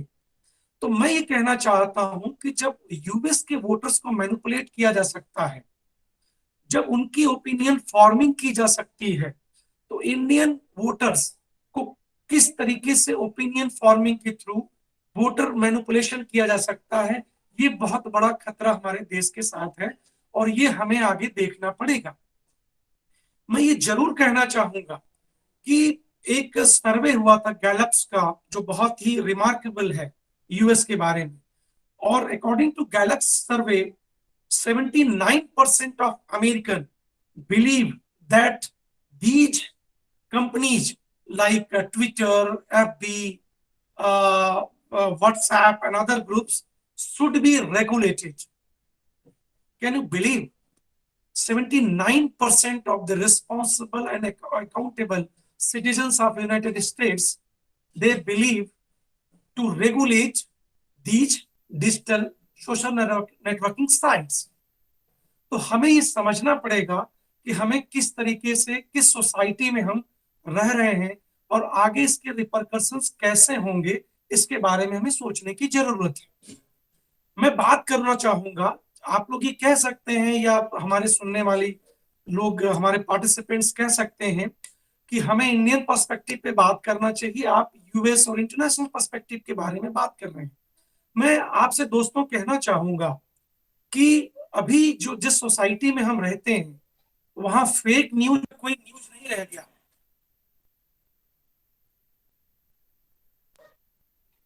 वहां फेक न्यूज अब कोई इंफॉर्मेशन नहीं है, कोई न्यूज नहीं है। अब हम डीप फैक्ट्स की तरफ बढ़ रहे हैं। डीप फैक्ट्स के यदि हम आगे बात करें तो आप सभी परिचित होंगे AR एंड VR टर्मिनोलॉजी पे, augmented reality and virtual reality के बारे में। आप समझने की कोशिश करिए कि ऑगमेंटेड रियलिटीज और वर्चुअल रियलिटीज के जिस तरह से वीडियो बनाए जा रहे हैं या वीडियो बनाए जा सकते हैं, उसमें डीप फेक्स और रिवेंज पोर्न की पोजीशन क्या होगी, और इस तरीके का सिचुएशन क्रिएट होगी इन वीडियोज के माध्यम से, जहां augmented reality and virtual reality के द्वारा आपकी पूरी मैनिपुलेशन, ओपिनियन फॉर्मिंग को इंप्रेस किया जा सकता है, इम्पैक्ट डाला जा सकता है। तो हमें ये लगता है कि जिस तरीके से OTT प्लेटफॉर्म्स के हम बारे में बात कर रहे हैं, जिस तरीके से हम रेगुलेशंस के बारे में बात कर रहे हैं, जिस तरीके से कैम्ब्रिज एनालिटिका की इम्पैक्ट को हम सभी ने महसूस किया है, मुझे ये लगता है कि हमें आने वाले समय में इस बारे में बहुत गंभीरता से सोचना होगा। और मुझे ये लगता है कि आज का ये इशू जिस पॉइंट पे डिस्कशन आप सभी ने फॉर्म किया है और पैनल की डिस्कशन को आपने अडॉप्ट किया है, पैनल एस्टीम्ड पैनलिस्ट को बुलाया आपने, तो मुझे ये लगता है कि ये बहस को, इस डिबेट को बहुत आगे जानी चाहिए। क्योंकि जब हम डिबेट करेंगे तो बहुत कुछ पॉजिटिव आएगा, बहुत कुछ इसमें वेरियस इश्यूज आएंगे, वेरियस डिस्कशंस के पॉइंट्स आएंगे, और हमें लगता है कि हम बेस्ट सोच पाएंगे। लेकिन जहां तक मैं एक बात कहना चाहूंगा कि भारत सरकार, मिनिस्ट्री ऑफ इंफॉर्मेशन ब्रॉडकास्टिंग ने जो ये प्रयास शुरू किया है, मुझे ये लगता है कि वे इस तरीके के थ्रेड्स को, जो इंटरनेशनल पर्सपेक्टिव के थ्रेड्स को, जिस तरीके के एग्जाम्पल्स को मैंने आपके सामने रखा है, उस तरह के पर्सपेक्टिव से वो परिचित है। और इस तरीके की जो समझ है उनके अंदर ये बात जरूर समझ में आई है कि हमारा देश जिस तरीके से डिस्टिंक्ट है पूरा जियोक्लाइमेटिक एंड जियोपॉलिटिकल सिचुएशन से, जिस तरह का सोशियो इकोनॉमिक कंडीशन से हमारी सोसाइटी का, मुझे लगता है कि ये बहुत इंपॉर्टेंट पॉइंट है कि डिजिटल मीडिया का सेंसरशिप कैसे करें। और हमें लगता है कि आने वाले समय में मैं प्रोफेसर भानावत जी से और प्रोफेसर उषा साहनी मैडम से रिक्वेस्ट करूंगा कि इस बहस को और आगे ले जाइए और इस बहस को हम सभी डिस्कस करें। तो मुझे ये लगता है कि आने वाले समय में सभी एस्टीम्ड पैनलिस्ट इस पे और अच्छे विचार रख पाएंगे और अच्छी डीप रिसर्च की अंडरस्टैंडिंग के साथ हम अपनी विचार को रख पाने में संभव होंगे। बहुत कम समय था, 10 मिनट मुझे दिया गया था जैसा कि आपका डायरेक्शंस आए थे, और 1 घंटे से बहुत ही अच्छे विचार आ रहे थे, अच्छे प्रोफेसर्स के, एकेडमिशियंस के, प्रोफेशनल्स के, लाइक प्रोफेसर राजीव जी के, प्रोफेसर अनुभूति मैडम के, डॉक्टर स्मृति के विचार आ रहे थे। और मैं देख पा रहा था कि पूरे देश के बहुत सारे एकेडमिशियंस और टीचर्स और मीडिया फैकल्टीज और स्कॉलर्स भी इस पूरे प्रोग्राम वेबिनार के साथ एक्टिवली जुड़े हुए हैं। तो मुझे ये लगता है कि ये सारी बातें सब तक पहुंच पाएंगी और इन इश्यूज को डिसेंट्रलाइज करके अपनी बातों को सब लोग रखेंगे तो मुझे अच्छा लगेगा। मैं लास्ट में ये कहना चाहूंगा कि कोई भी जो पैनल, कोई भी जो पार्टिसिपेंट्स हैं अपनी किसी बात को रखना चाहते हैं हिंदी या इंग्लिश में, तो we will be able to discuss and express our views related with any question, any confusion related with our understanding. Thank you again. Thank you communication today. Thank you Professor Bhanavat ji or Usha madam that you have given us chance to reflect our basic understanding and basic knowledge related with some related issues with the digital media censorship and free speech. Thank you all. Thank you. नहीं, वो जो मैंने link भेजा है ना उसी पे connect होना पड़ेगा वापस आपको। Thank you so much doctor Tripathi. आपने सोशल मीडिया के अंतर्राष्ट्रीय परिदृश्य की चर्चा करते हुए उसमें निहित चुनौतियों की सुंदर विवेचना की, साथ ही इस बात पर भी आपने प्रकाश डाला कि ये आभासी दुनिया, वर्चुअल प्लेटफॉर्म कैसा होगा। ओटीटी का जिक्र करते करते हमने एक और पॉइंट साथ में जोड़ा और बहुत विस्तृत जानकारी आपने दी। साथ ही ये भी आपका एक सुंदर प्रयास रहा कि इस चर्चा को आगे बढ़ाया जाए और बहस की जाए, ताकि ऐसे पॉइंट्स, ऐसे बिंदु सामने निकल कर आए जिन्हें इम्प्लीमेंट करके हम इन चीज़ों को, इन प्लेटफॉर्म्स को ऐसा बना सकें कि वो प्रभावी हों सकारात्मक रूप में। So that was from the very beginning, from professor Yadav, doctor Smriti, Rajiv ji and Dr. Tripathi, we were fortunate that we could have all the insights of yours on this real contemporary topic as talked by Dr. Tripathi as well. Here, Dr. Tripathi, yes, of course, we have questions. Dr. Anubhuti and Dr. Smriti. One of the question is here from Mahima ji. Just 1 second, let me open the chat box. मुझे लगता है महिमा जी यहाँ हैं, उन्हीं को अपन direct request करते हैं, सवाल पूछ ले वो। परफेक्ट।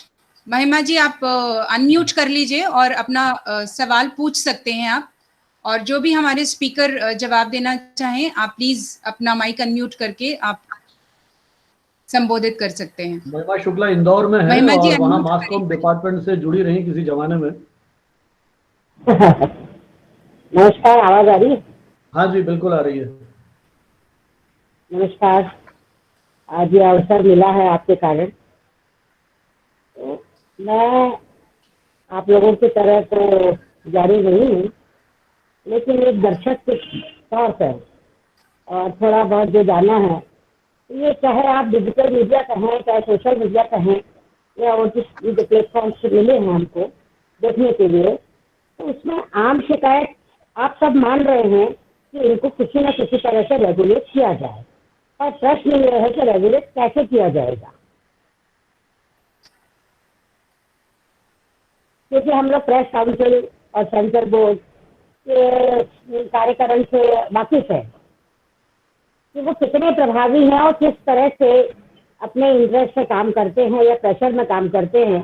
तो ये सोशल मीडिया, डिजिटल मीडिया या OTT जो प्लेटफॉर्म्स हैं, उनको आप रेगुलेट कैसे करेंगे, इसका समाधान भी पर भी बात होना चाहिए। तो मेरा प्रश्न यही है कि किस प्रकार से इसको रेगुलेट किया जा सकता है, या जो गाइडलाइंस आप बनाना चाह रहे हैं उनको, इन गाइडलाइंस को मानने की, स्वीकारने की या उनको इम्प्लीमेंट करने की क्या प्रक्रिया हो सकती है?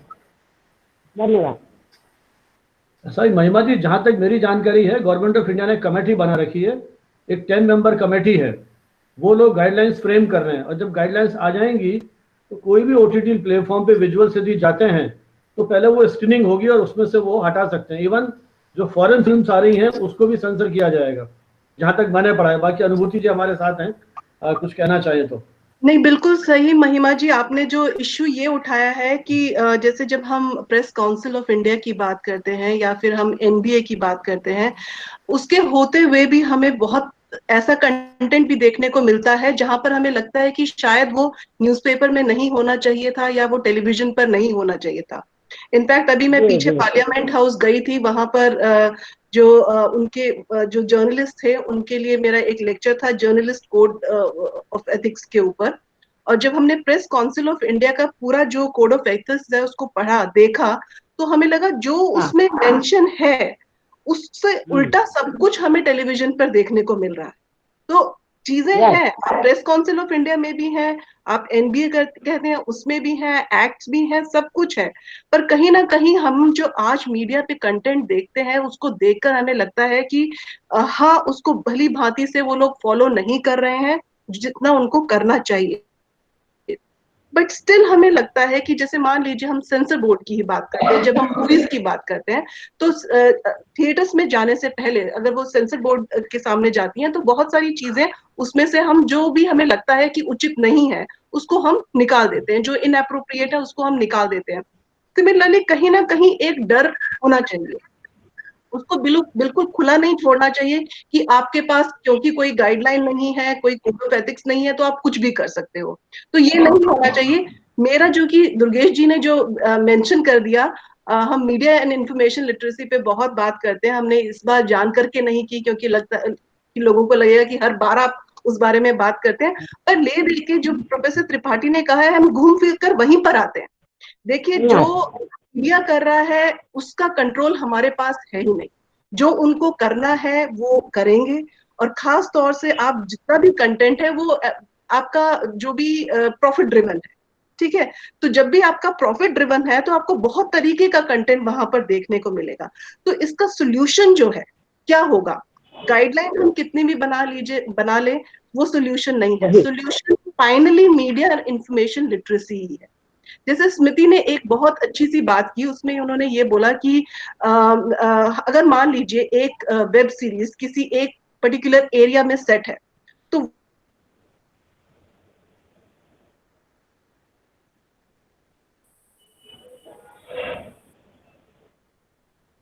नेटवर्क की प्रॉब्लम आ रही है शायद।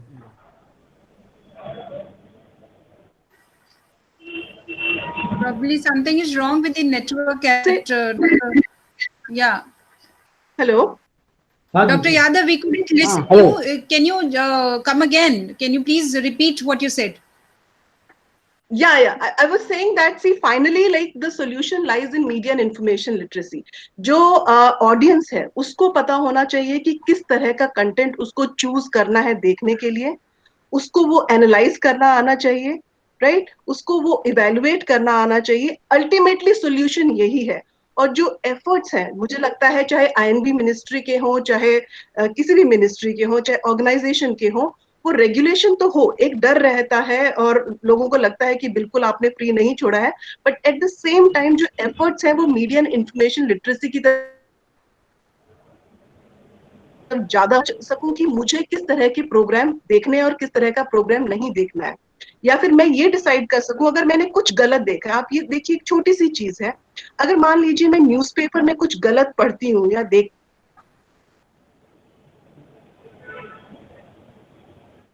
भर सकती हूँ और कंप्लेंट कर सकती हूँ. अगर मैं टेलीविजन में न्यूज देख रही हूँ और मुझे कुछ भी गड़बड़ दिखाई देता है तो मुझे लगता है कि एनबीए पे एक फॉर्म पड़ा है, कंप्लेंट फॉर्म है, जिसको मैं भरकर भेज सकती हूँ और उस पर एक्शन हो सकता है. सिमिलरली मैं कोई ऐसी एडवर्टीजमेंट देखती हूँ जो कि डेरोगेटरी है, ऑफेंसिव है, ऑब्सीन है, तो मुझे पता है कि एसकी की वेबसाइट पे एक फॉर्म पड़ा है जिसको मैं भर सकती हूँ और मैं उसके अगेंस्ट कंप्लेंट कर सकती हूँ. पर ओटीटी प्लेटफॉर्म पे जब मैं कंटेंट देख रही हूँ, मुझे नहीं पता कि मैं किसको कंप्लेन करूं. तो यही है कि कोई ऑर्गेनाइजेशन ऐसी हो, एक कोई ग्रुप ऐसा हो जो, हम ये नहीं बोल रहे हैं कि पूरा कंट्रोल करो, हम ये बोल रहे हैं कि कुछ गाइडलाइंस हो, कुछ कोड्स हो जिनको ये सब प्लेटफॉर्म है वो फॉलो करे. अगर फॉलो नहीं करते हैं तो ऑडियंस के लिए एक अपॉर्चुनिटी होनी चाहिए कि उसके अगेंस्ट कंप्लेंट कर सके.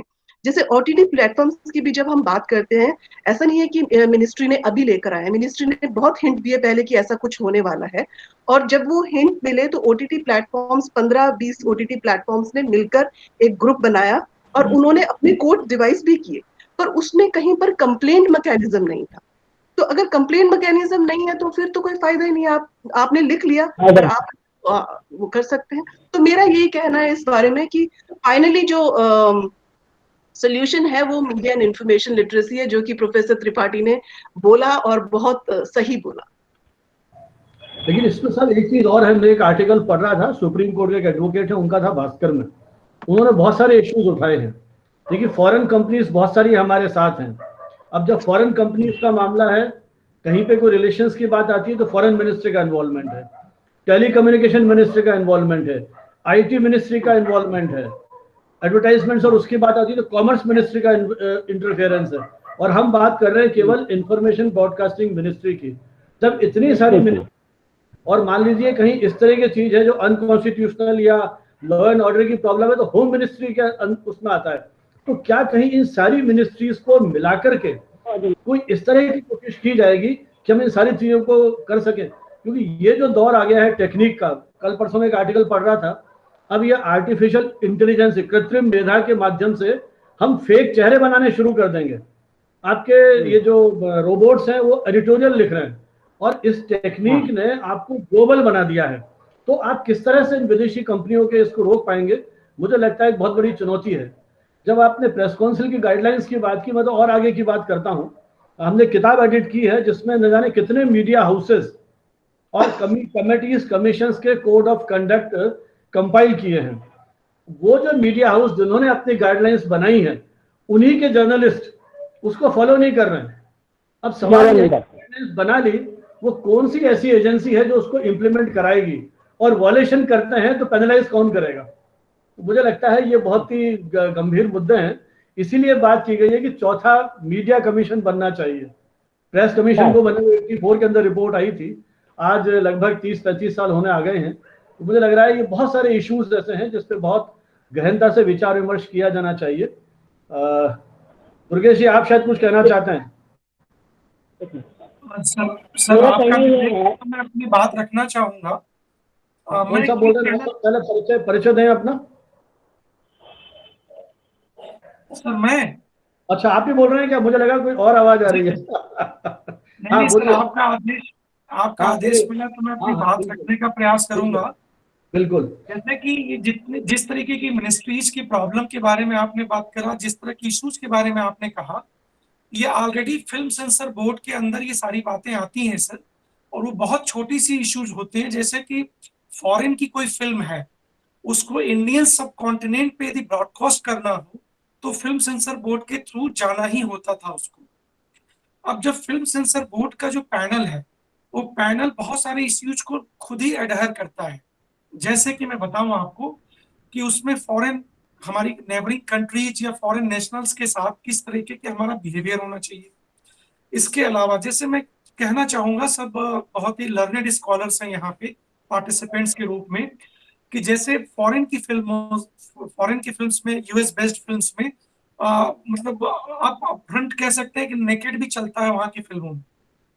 बहुत सारी फिल्में वहां से आई हैं जो अपफ्रंट उनका नेकेड था, फीमेल एक्ट्रेसेस का। लेकिन हमारे यहाँ हमने जब अपने इंडियन सब कॉन्टिनेंट में उसको ब्रॉडकास्ट करने की बात आई, तो हमने उसको कट कर दिया उस सीन्स को। क्यों? क्योंकि यूएस में परमिसेबल हो सकता है, वेस्टर्न कंट्रीज में परमिसेबल हो सकता है, पर इंडियन सब कॉन्टिनेंट में यदि वो फिल्म को पब्लिश होना है, ब्रॉडकास्ट होना है, एग्जिबिट होना है, तो हमें इंडियन सब कॉन्टिनेंट के रूल रेगुलेशंस के हिसाब से उस फिल्म का प्रोफार्मा या फॉर्मा तैयार करना होगा सर। तो इसमें हमें इन बातों को ध्यान करना होगा कि इस तरह का कोई, जिस तरह की आपने बात कही, सबने इस बात को रखा, प्रोफेसर अनुभूति मैडम ने भी इस बात को कहा, आपने भी इस पे बहुत स्ट्रेस किया कि किस तरीके से कुछ स्टैट्यूटरी बॉडी होनी चाहिए गवर्नमेंट ऑफ इंडिया की। तो हम इस तरह की बॉडीज यदि कोई डेवलप होती है, एथिक्स डेवलप होते हैं, तो मुझे ये लगता है कि इसका सोल्यूशन मिल पाएगा। क्योंकि फिल्म सेंसर बोर्ड ऑलरेडी इस बारे में फिल्म से रिलेटेड इश्यूज को करता रहा। राजीव जी इस बारे में सहमत होंगे, और इस बारे में जो भी चीजें होती रही, ऑलरेडी इन इश्यूज को डिस्कस करते। जैसे मैं एक बात बताऊं सर, रॉक स्टार फिल्म थी, मुझे याद आ रहा है, रॉक स्टार फिल्म में बीच में इस तरह के फ्लैग्स को यूज किया जाने लगा था, जिसमें तिब्बत का झंडा था, उसमें तिब्बतन फ्लैग्स उसमें यूज किया जा रहा था। तो वहां पे मीटिंग्स में ये तय किया गया कि चूंकि तिब्बत को स्वतंत्र राष्ट्र के रूप में मान्यता नहीं देते यूनाइटेड नेशंस, और यदि हमने उस तिब्बतन झंडे को एज इट इज जाने दिया उस फिल्म में, तो उसका इशू ये होगा कि चाइना कल कह सकती है, हमारी नेबरिंग कंट्री है, हमारा एक देश है, कि आपने, जिसको मेरी मान्यता नहीं है या यूएन की मान्यता नहीं है, आप उस देश के झंडे को आपकी फिल्म में एग्जिबिट किया जा रहा है, ब्रॉडकास्ट किया जा रहा है। तो वहां पे उस झंडे को रेड या व्हाइट कलर से उसको करने का निर्देश दिया गया डायरेक्टर और प्रोड्यूसर को। और ये निर्देश दिया गया कि जब भी फिल्म आप रिलीज करेंगे पब्लिक ब्रॉडकास्ट के लिए, तो आप इन इश्यूज को एडहर करेंगे, आप इन इश्यूज को कवर करेंगे। इस तरह की इश्यूज आते रहे हैं सर।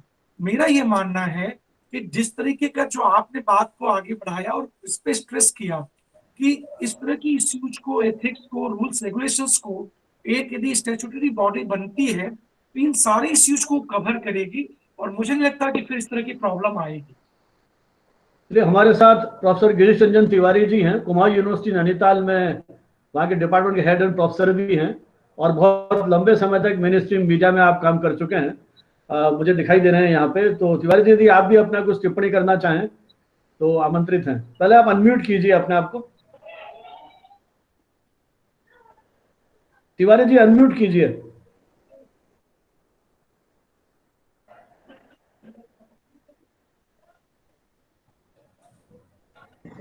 आप। हाँ जी, नमस्कार। जी नमस्कार सर। आई आवाज आ रही है? हाँ साहब, आ रही है बिल्कुल। हाँ हाँ जी, हाँ जी, हाँ जी। अभी तो मैं सुन रहा हूँ आप लोगों की चर्चा। नहीं, हम चाहते हैं कि आप भी कुछ पार्टिसिपेट करें इस पे, आपका इतना लंबा अनुभव मीडिया का रहा है। और जी, जैसा अभी यादव मैडम कह रही थी, वो बात मुझे काफी ठीक लगी, क्योंकि बहुत ज्यादा वो चर्चा में सुन नहीं पाया था। जो जी। ओटीटी चैनल उसकी बात हो रही थी, इसमें जो कंटेंट आ रहा है ये बहुत गलत किस्म का कंटेंट आ रहा है, और इस पर फिलहाल अभी कोई रोक लगती हुई दिखाई नहीं दे रही। हालांकि अभी हाल में केंद्र सरकार ने इसमें इसका संज्ञान लिया इस मामले का, और इसके बारे में कमेटी बनाने का और दिशा निर्देश देने की बात कही है। लेकिन काफी समय से ये चल रहा है, और इसमें इतनी देर होने की क्या बात है, इतनी देर दराज इसमें क्यों हुई है? जबकि इसमें इस तरह का कंटेंट आता है कि जिसे देखना मैं सोचता हूँ कि युवा पीढ़ी के लिए भी और देश के लिए भी एक गलत दिशा में संदेश जाता है, इससे गलत तरह का संदेश जाता है। और ऐसा क्या कारण है कि इनको ऐसी छूट मिली हुई है कि ये कुछ भी दिखाएं? मेन स्ट्रीम मीडिया में कोई चीज आती है, अगर गलत आती है तो उस पर रिएक्शन भी होता है और उसकी आलोचना भी होती है। और इसमें प्रिंट मीडिया में कोई चीज गलत आती है तो उसके लिए पीसीआई से लेके और कोर्ट से लेके कई तरह के दूसरी रेमेडीज हैं। लेकिन इसमें जब भी कोई कंटेंट गलत किस्म का आता है उसके लिए फिलहाल ना कोई रेमेडी है, न कोई उपाय किए गए हैं। तो इस तरफ मेरा भी ध्यान अक्सर जाता रहता है और ये मैं भी मानता हूँ कि ये अपने आप में एक बहुत गंभीर किस्म का विषय है। और आपने जो चर्चा इस विषय पर रखी है, इससे संबंधित जो विषयों पर वार्ता हुई है वो काफी ज्ञानवर्धक भी है, जानने लायक भी है और बहुत ही सामयिक है। तो इसके लिए मैं आपको बहुत बहुत बधाई भी देता हूँ। Thank you sir. कोई हमारे और पार्टिसिपेंट्स अपना कोई ऑब्जर्वेशंस या सवाल हो तो आमंत्रित हैं। मेरे ख्याल अब नहीं है। तो चलिए दुर्गेश जी, बस मैं सिर्फ एक आपकी बात को आगे बढ़ाते हुए कि अपनी अभी बात हुई है कि जैसे प्रिंट मीडिया के लिए प्रेस काउंसिल है, टेलीविजन के लिए एनबीए है, एडवर्टाइजिंग काउंसिल हमारे यहाँ बनी हुई है, ऐसे ही फिल्मों के लिए सेंसर बोर्ड जिसमें आपका इतना लंबा अनुभव रहा है। अब आपने फिल्मों को तो सेंसर कर लिया क्योंकि सिनेमा घर में दिखानी है। ये जो टेक्नोलॉजी हमारे पास आ गई है, सरकार ने किसी चीज को सेंसर किया, वही चीज किसी न किसी तरह से ऑनलाइन आपके पास उपलब्ध है। तो सवाल यह है कि जब इतना अधिक तकनीक ने आपको एक्सेस दे दी है तो क्या सेंसरशिप व्यावहारिक है? आप कर पाएंगे इस तरह की चीजें? क्योंकि ये ग्लोबल एक तरह से चैलेंज आपको मिला है और ग्लोबल विलेज की बात कर रहे हैं हम तो ये जो सेंसरशिप वाली बात या रेगुलेशन वाली बात है, इसको व्यावहारिक रूप में कर पाना कितनी बड़ी चुनौती होगी। या तो कुछ ऐसे देश जिन्होंने सब कुछ अपना कंट्रोल कर रखा है, जब अपन एक डेमोक्रेटिक कंट्री का दावा करते हैं, आपने अमेरिका की बात की, वहां भी मीडिया की क्या हालत हो गई। और आप वो जो इंडेक्स देखते हैं, फ्रीडम इंडेक्स, उसमें अमेरिका की स्थिति भी बहुत अच्छी नहीं है, 40 के आसपास है। हिंदुस्तान तो खैर बहुत ही पीछे है। तो ऐसी स्थिति में जो बड़ी बड़ी डेमोक्रेटिक कंट्रीज हैं, इंग्लैंड जैसे कंट्रीज, वो भी बहुत पीछे है अभी। तो उस सारे दौर में ये जो नया एक चैलेंज मिला है आपको, और अभी तो हम 4G और 3G 4G 5G के दौर में हैं, आने वाले 2-3 साल बाद जो और टेक्नोलॉजी फास्ट होगी उसमें क्या ये सेंसरशिप और रेगुलेशन के नियम काम कर पाएंगे? और जिस तरह से OTT प्लेटफॉर्म को सॉफ्ट फॉर्म में बदल दिया गया है, आज आप फेसबुक देखें तो वहां कितने इस तरह की फिल्म्स आपको देखने के मिल जाएगी। तो वो जो चैलेंज है एक्चुअली उस पर अपन बात करना चाहते थे कि उस पर भी कहीं ना कहीं कोई अपन बात कर सकें, जो सरकार ने कोशिश की है। जैसे मैंने आपसे कहा, ये बहुत सारे फिल्मकार के मैंने पढ़े स्टेटमेंट जिन्होंने बाकायदा ये कहा है कि हमारी क्रिएटिविटी बाधित होगी इससे। ये जो चुनौती उभरी है, इसमें जो आपका अनुभव रहा है, कैसे आपको लगता है कि हम कंट्रोल कर पाएंगे? ये कुछ मुद्दा था सर। मैं कहना चाहूंगा कि आपने बहुत ही समीचीन विचार रखे हैं और प्रोफेसर गिरीश रंजन तिवारी जी ने भी जो बात कही है, प्रोफेसर अनुभूति यादव मैडम जी ने जो बात कही है, सबने सही बात रखी कि OTT प्लेटफॉर्म्स को कैसे रेगुलेट किया जाए। मेरा ये मानना है कि OTT प्लेटफॉर्म से जिस तरीके की चीजें परोसी जा रही हैं, वह आप और पूरे समाज के सब लोग ये मानते हैं कि ये एक्सप्लिसिट है। बहुत सारी ऐसी चीजें हैं जो फैमिली प्लेटफॉर्म पे कह सकते हैं कि नहीं होगा। मेरा मानना है कि इसके 2 रास्ते हो सकते हैं। पहला रास्ता मीडिया लिटरेसी का है, जिसमें कि बहुत सारे सोशल नेटवर्किंग साइट्स को हम सब समझ पाए, और इसमें प्रोफेसर अनुभूति मैडम का बहुत अच्छा अनुभव है और भविष्य में भी उनकी हम सभी जो उनकी ऑब्जर्वेशन है सुनेंगे। जहां तक सेंसर बोर्ड का लेके सवाल है, मैं ये सर कहना चाहूंगा कि सरकार के लिए ये बहुत बड़ा काम नहीं है कि किसी भी OTT प्लेटफॉर्म को रेगुलेट करें। जब हम 4G की बात करते हैं, 5G की बात करते हैं, तो मैं जब टेक्नोलॉजी के बारे में बात करता हूं, जब आर्टिफिशियल इंटेलिजेंस के बारे में बात करता हूं, तो जिस तरीके से हमारे IT minister mister Ravishankar Prasad ji ने एक बहुत अच्छी पहल की थी, जो 4-5 साल पहले से शुरू हुई है हमारे सोसाइटी में। उन्होंने कहा कि हमारी सोसाइटी में, हमारे देश में पोर्न वेबसाइट्स को देखना ये गलत माना जाएगा, एक दंडनीय अपराध होगा। और मैं ये बात कह सकता हूं दावे के साथ कि for the case study, for the example, आप गूगल पे सर्च करिए, पोर्न लिख के सर्च करिए, मेरा निश्चित मानना है कि आपको एक इंफॉर्मेशन आएगी कि इस तरह की इंफॉर्मेशन आप नहीं सर्च कर सकते, या आपको कोई मैसेज आएगा या आपको इस तरह की कोई भी सूचना उस वेबसाइट पे, गूगल पे आपको नहीं मिलेगी। 3x सर्च कर लीजिए, पूर्ण सर्च कर लीजिए, या इस तरह की कोई भी चीजों को सर्च करिए। तो मुझे ये लगता है कि सरकार यदि चाहे तो इस चीज को कर सकती है। अब जहां तक ओटीटी प्लेटफॉर्म से रिलेटेड सवाल है, तो ओटीटी प्लेटफॉर्म भी जो उसका मीडियम है, वो मीडियम सारी चीजों का मीडियम, जितनी बातें हम लोग डिजिटल की बात कर रहे हैं, और अनुभूति मैडम ने सबसे पहले ये बात शुरू की थी कि जिस तरह से ओटीटी प्लेटफॉर्म की हम बात करते हैं, सोशल नेटवर्किंग साइट्स के बारे में हम बात करते हैं, वो थ्रू इंटरनेट हमारे पास पहुंचते हैं। एक वर्चुअल प्लेटफॉर्म की हम बात करते हैं, लेकिन उसका माध्यम क्या है? कहीं न कहीं इंटरनेट है। और इंटरनेट का कहीं न कहीं यदि एक उस पे रखा जाए, चेक पॉइंट रखा जाए, इस बारे में बहुत सारे डिबेट हो सकते हैं, फ्री स्पीच को लेके, एक्सप्रेशन ऑफ आइडियाज को लेके, एक्सप्रेशन ऑफ आर्ट को लेके। लेकिन मेरा ये मानना है कि जिस तरीके से पोर्न, या जिस तरीके से एक्स, या जिस तरीके से बहुत सारी पोर्न वेबसाइट्स जो इंडिया सब कॉन्टिनेंट में फ्रीली अवेलेबल थे, आज नहीं है, तो मुझे ये लगता है कि एक प्रयास यदि शुरू होगी भारत सरकार के द्वारा, तो ये IT ministry, government of India, मेरा ये मानना है कि वो सक्षम है कि ओटीटी प्लेटफॉर्म्स भी रेगुलेट करके उनको ये चीज बताए। जिस तरीके से टीवी या इलेक्ट्रॉनिक मीडिया के लिए एनबीए आपने बताई, प्रेस काउंसिल बताया प्रिंट मीडिया के लिए, तो मुझे ये लगता है कि ओटीटी प्लेटफॉर्म्स के लिए भी और सोशल मीडिया के प्लेटफॉर्म्स, सोशल नेटवर्किंग साइट्स के प्लेटफॉर्म के लिए भी एक गाइडलाइंस होनी चाहिए। और वो चैलेंजिंग तो है, क्योंकि बहुत पहले की बात है। मैं पॉलिटिकल इंक्लिनेशन की बात करूं, ओपिनियन फॉर्मिंग के बारे में बात करूं, वोटर मैनिपुलेशन के बारे में बात करूं, तो मुझे याद आ रहा है कि लगभग 2 महीने पहले स्टीव इनको जो मार्क जुगरबर्ग को एक इनवाइट किया गया एमआईटी या किसी एक अच्छे इंस्टीट्यूशन के द्वारा वहां के कन्वोकेशन में बच्चों ने, स्टूडेंट्स ने उनसे पूछा कि क्या फेसबुक पे आने वाले समय में पॉलिटिकल एडवर्टीजमेंट आप बंद करेंगे? क्या पॉलिटिकल एडवर्टीजमेंट को एफबी पे ब्रॉडकास्ट या एग्जिबिट नहीं कर सकेंगे या किया जाएगा? तो बहुत क्लियर मार्क जुकरबर्ग ने कहा कि ये हमारे रेवेन्यू का सवाल है। पॉइंट पकड़िएगा। हम सभी पार्टिसिपेंट्स के साथ ये कहना चाहूंगा, पूरी गंभीरता के साथ, जिम्मेवारी के साथ मैं अपनी बात को कहना चाहूंगा कि आप सर्च करिए।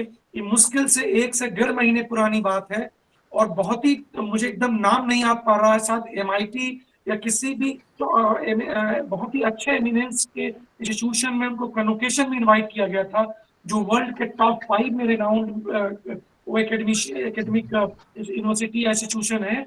वहां के स्टूडेंट्स ने जब ये पूछा कि जिस तरीके के आरोप आप पे लगाए जा रहे हैं, जिस तरह से प्रेसिडेंट ट्रंप आपके ये कह रहे हैं कि ट्विटर, एफबी और इंस्टाग्राम या व्हाट्सएप इस तरह की ओपिनियन फॉर्मिंग का पूरा रैकेट चला रहे हैं, तो ये चीजें कैसे आप बंद करेंगे? किस तरीके से पॉलिटिकल एड्स को बंद करेंगे? तो मार्क जुगरबर्ग ने इस बारे में ओपन कहा कि मैं पॉलिटिकल एडवर्टीजमेंट को बंद नहीं करूंगा फेसबुक पे। तो हम ये कैसे कह सकते हैं कि सोशल नेटवर्किंग साइट्स इंडिपेंडेंट और बायस फ्री होंगे? मैं again I repeat my word, bias free. तो आप इसी तरीके की चीजें ओटीटी प्लेटफॉर्म के साथ भी हैं। ये बहुत ही लॉन्ग डिबेट का सवाल है, और मुझे ये लगता है कि पूरे देश के मीडिया एजुकेटर्स को इस बारे में सोचना पड़ेगा कि हम अपने स्टूडेंट्स को क्या समझा रहे हैं, क्या मीडिया एथिक्स, रिसर्च एथिक्स को समझाएंगे जब इस तरह के चैलेंजेस हमारे सामने आएंगे, जो छोटे मोटे नहीं, बहुत ही giant companies, social networking sites के लाइक फेसबुक, व्हाट्सएप, दोनों का ओनर एक ही है, आप सभी को पता है, उनकी तरफ से हमारे सामने आ रहा है। तो मुझे ये लगता है बहुत बड़ा चैलेंज है। और एफबी, फेसबुक, व्हाट्सएप, ट्विटर और इंस्टाग्राम, आपको नहीं लगता कि सरकारें बना सकती हैं, सरकारें गिरा सकती हैं?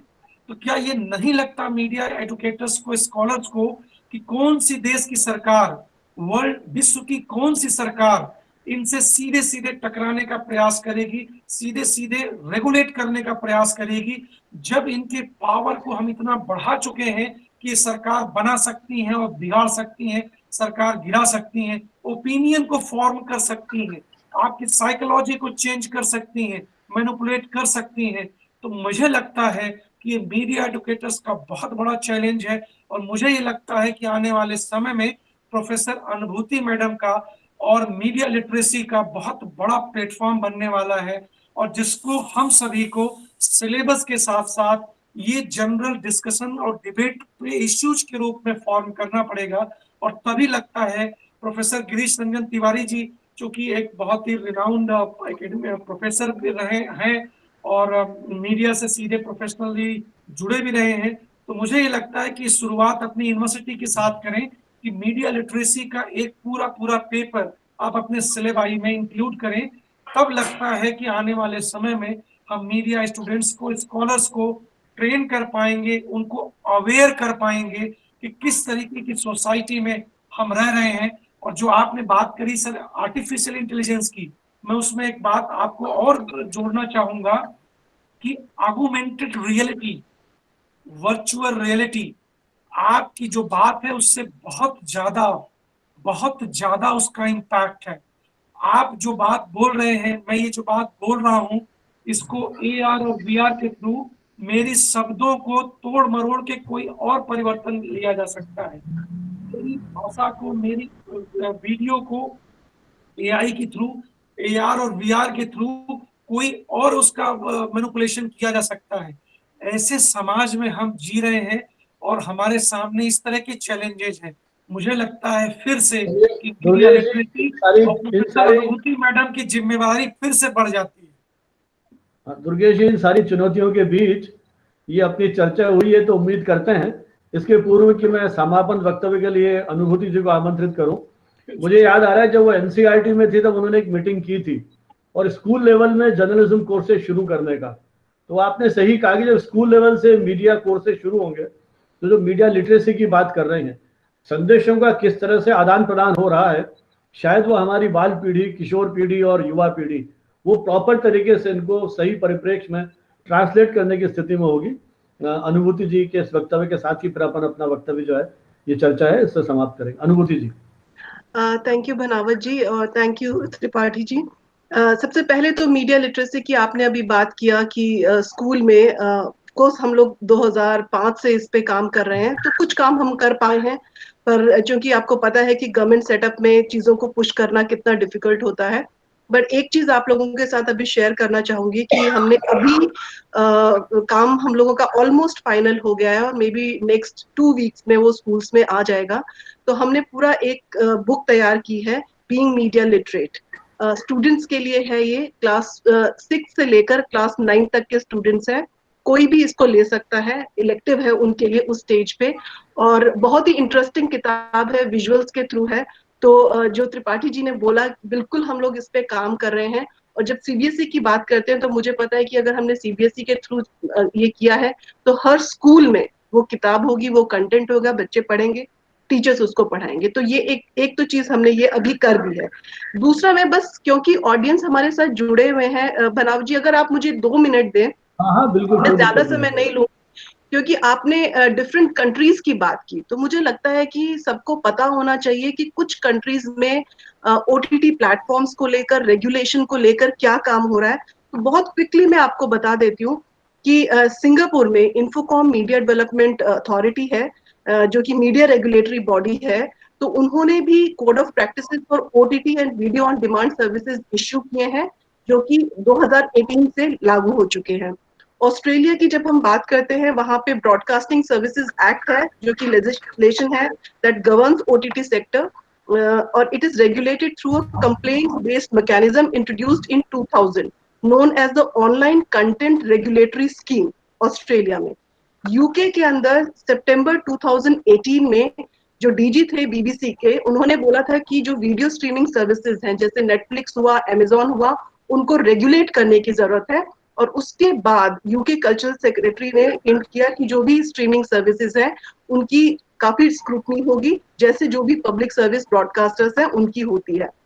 सिमिलरली टर्की में जो रेडियो टेलीविजन सुप्रीम काउंसिल है वहां की, उन लोगों ने जो भी ऑन डिमांड वीडियो सर्विसेज है उसके लिए एक रेगुलेशन नोटिफाई किया है टू रेगुलेट कंटेंट जो इंटरनेट के थ्रू ब्रॉडकास्ट हो रहा है। सिमिलरली इंडोनेशिया के अंदर जो स्टेट बॉडी है, we are monitoring all the broadcasting content जो कि इंटरनेट के थ्रू हो रहा है, खास तौर से यूट्यूब, नेटफ्लिक्स और जितने भी सोशल नेटवर्किंग प्लेटफॉर्म है। सिमिलरली कीनिया में, सऊदी अरेबिया में, ये तो कुछ कंट्रीज हैं जिनका मुझे लिस्ट मिला है, क्योंकि आप बोल रहे थे कि बाकी कंट्रीज में क्या हो रहा है, तो हर जगह ये हो रहा है। ऐसा नहीं है कि हमने इंडिया में एकदम से शुरू किया और हमें लगता है कि ये मतलब कंटेंट रेगुलेट होना चाहिए। आप अगर बात करें तो कंट्रीज ने 2000 से शुरू कर दिया है, 2005 में लागू कर दिया है, 2018 में है, हम लोगों ने अभी शुरुआत की है। और मुझे लगता है कि एक रेगुलेटरी बॉडी, जैसा त्रिपाठी जी ने भी कहा, जैसा आपने भी कहा, होनी चाहिए, क्योंकि उसके होने से कहीं ना कहीं कोई थोड़ा बहुत तो डर आपके जितने भी ओटीटी प्लेटफॉर्म जो हैं, जो कंटेंट प्रोड्यूस कर रहे हैं, उनके अंदर रहेगा और कुछ हम उसको कंट्रोल कर पाएंगे। धन्यवाद। तो चलिए, आपकी बात से लग रहा है कि ये जो एक आकाशीय मार्ग से जो आक्रमण हुआ है हमारे विचारों पर, हमारी भावनाओं पर, हमारे मस्तिष्क पर, दिल दिमाग पर, तो इससे पूरी दुनिया ही चिंतित है, केवल हिंदुस्तान ही नहीं। और कई देशों ने बहुत पहले कोशिश की, हम शायद बहुत पीछे रह गए, लेकिन कोई बात नहीं, चाहे वो जन दबाव की बात हो या कोई भी इसके कारण रहे हों, और आज हम इस बारे में सजग और सचेत हैं। तो ये उम्मीद करते हैं कि जिस तरह का ये अंतर्राष्ट्रीय आपने परिदृश्य सामने रखा, उस अनुभव का लाभ भारत सरकार की जो भी कमेटीज और इसको लेकर के बन रही हैं, वो इसकी स्टडी करेंगे और वहाँ किस तरह से इसे कंट्रोल किया गया है, उस व्यक्तिगत स्वतंत्रता को बनाए रखते हुए हम किस तरह से इन सारी चुनौतियों को सामना करें और आगे बढ़ सकते हैं। तो इन्हीं शब्दों के साथ मैं हमारे चारों पैनलिस्ट कुछ तकनीकी वजहान के कारण कोई बोल रहे कोई? Yes sir, good evening sir, मैं अदिति खरे बात कर रही हूँ सेंट्रल यूनिवर्सिटी ऑफ राजस्थान से। हाँ तो मेरा एक क्वेश्चन था अनुभूति मैम के लिए। बताइए। Ma'am, as of my research paper I wanted to ask a question that there is this word sexism, which has extreme sexism or minor sexism kind of thing being differentiated. So how can we identify the sexism in the language used on the web series?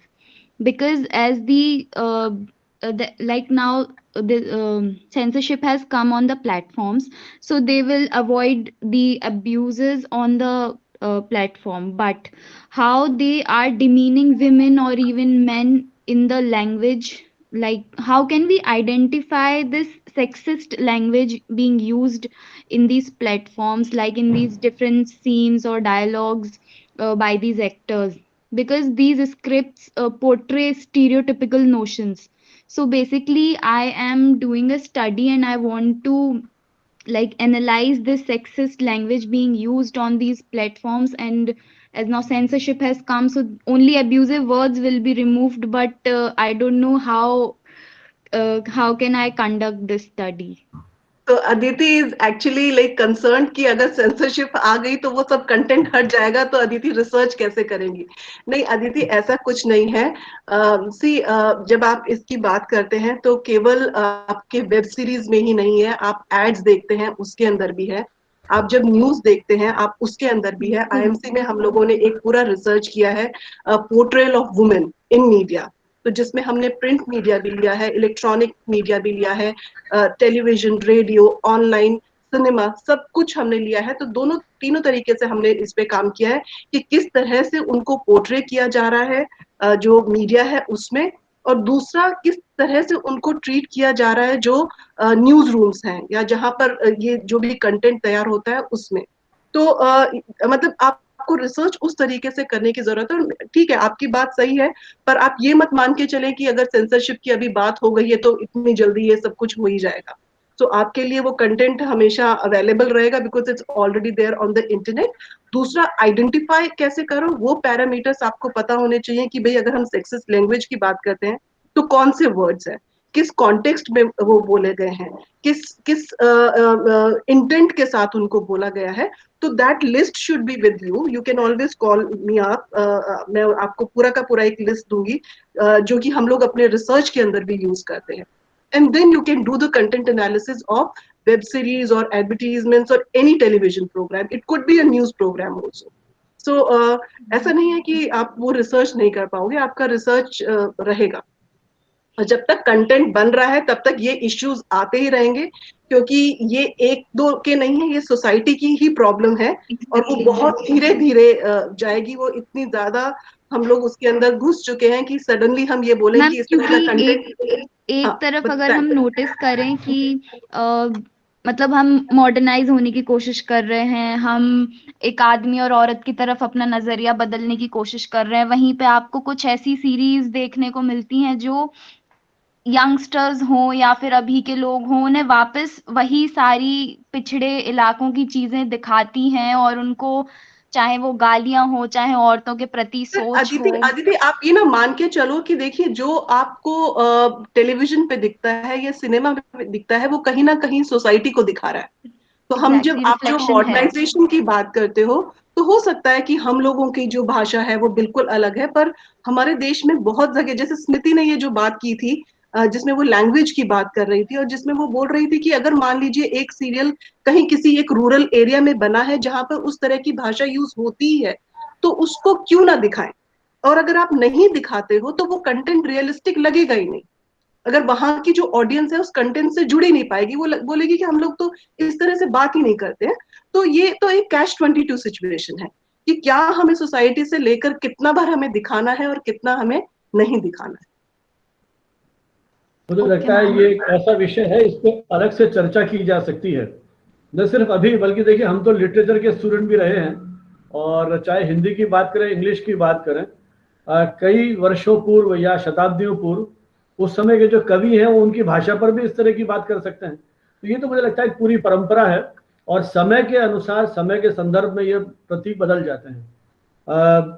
अभी दुर्गेश जी जिसकी बात कर रहे थे विदेशी फिल्मों की, मेरे ख्याल ऐसी बहुत सारी पेंटिंग्स हैं जो कला की क्लासिक कृतियां मानी गई हैं और सुप्रीम कोर्ट तक में भी ये वल्गर के उसको लेके गए थे, तो वहां भी उसने यही बात की थी कि देखने वाले की दृष्टि की बात है। तो मुझे लगता है ये बहुत व्यापक परिदृश्य है और इसी से मुझे लगा कि मीडिया की भाषा को लेकर के भी कभी अलग से बात की जा सकती है कि किस तरह के शीर्षक लगते हैं, वहां किस तरह की चीजें हैं।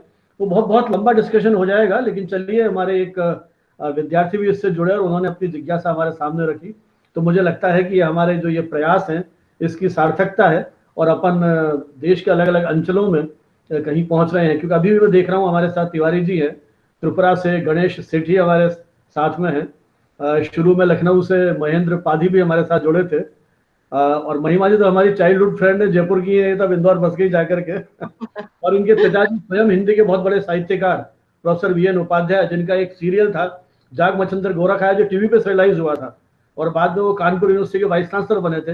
हम तो उनके विद्यार्थी रहे हैं। तो ये आज हमारे साथ जुड़ी हैं प्रोफेसर अनिल मेहता जो हमारे राजस्थान यूनिवर्सिटी में ही हैं। तो कहने का मतलब है अमित शर्मा जी मुझे दिख रहे हैं JECRC से और लगातार फोटोग्राफ भी भेज रहे हैं मुझे अपने इस वेबिनार के। सुरेश गौड़ जी जो PR के क्षेत्र में इतना बड़ा उनका योगदान है, दिल्ली में है, वो हमारे साथ हैं। तो देश का जो मैं भी देख पा रहा हूँ, तो जिस तरह से भी एक सहयोग और प्रोत्साहन मिला है, मैं आप सभी के प्रति और जिनका नामोल्लेख नहीं कर पाया हूँ उनसे क्षमा याचना सहित हमारे चारों पैनलिस्ट, राजीव जी संभवतः तकनीकी व्यवधान के कारण वो डिस्कनेक्ट हो गए, उनका फ़ोन भी आया था तो मैंने कहा आप दोबारा कोशिश कीजिए, लेकिन शायद वो जुड़ नहीं पाए। तो इस जो बात की चर्चा है उसमें हम उनके विचार नहीं सुन पाए।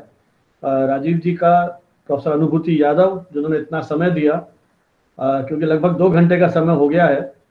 डॉक्टर दुर्गेश त्रिपाठी, सुबह से शाम तक आप भी जूझते रहते हैं, बात होती रहती है आपसे, लेकिन आपने भी समय निकाला। डॉक्टर स्मृति पाड़ी, मुझे पता नहीं इस समय प्रेजेंट है कि नहीं है, दिख तो रही है यहाँ लेकिन वीडियो ऑन नहीं, तो मुझे पता नहीं उनकी प्रेजेंस है कि नहीं है। मैं उन चारों पैनलिस्ट, हमारे सभी सहभागी जो इस वेबिनार में अंत तक डटे हुए हैं हमारे साथ एक विचार विमर्श में अपनी आहुति देने के लिए, उन सब के प्रति, और डॉक्टर उषा साहनी जो शुरू से ही मेरे साथ जुड़ी हुई हैं उनके प्रति, और पृथ्वी सेंगर जो आपके सारे सर्टिफिकेट्स भेजेंगी, वो सारा इसकी डिटेल्स वगैरह जो है वो टेक्निकली संभाल रही हैं। मैं उन सब के प्रति अपना आभार प्रकट करता हूं और बहुत जल्दी ही अपन किसी और दूसरे विषय के माध्यम से इन सारे अलग अलग जो पक्ष हैं उनकी चर्चा को आगे बढ़ाएंगे। इन्हीं शब्दों के साथ बहुत बहुत धन्यवाद। जय हिंद, जय भारत।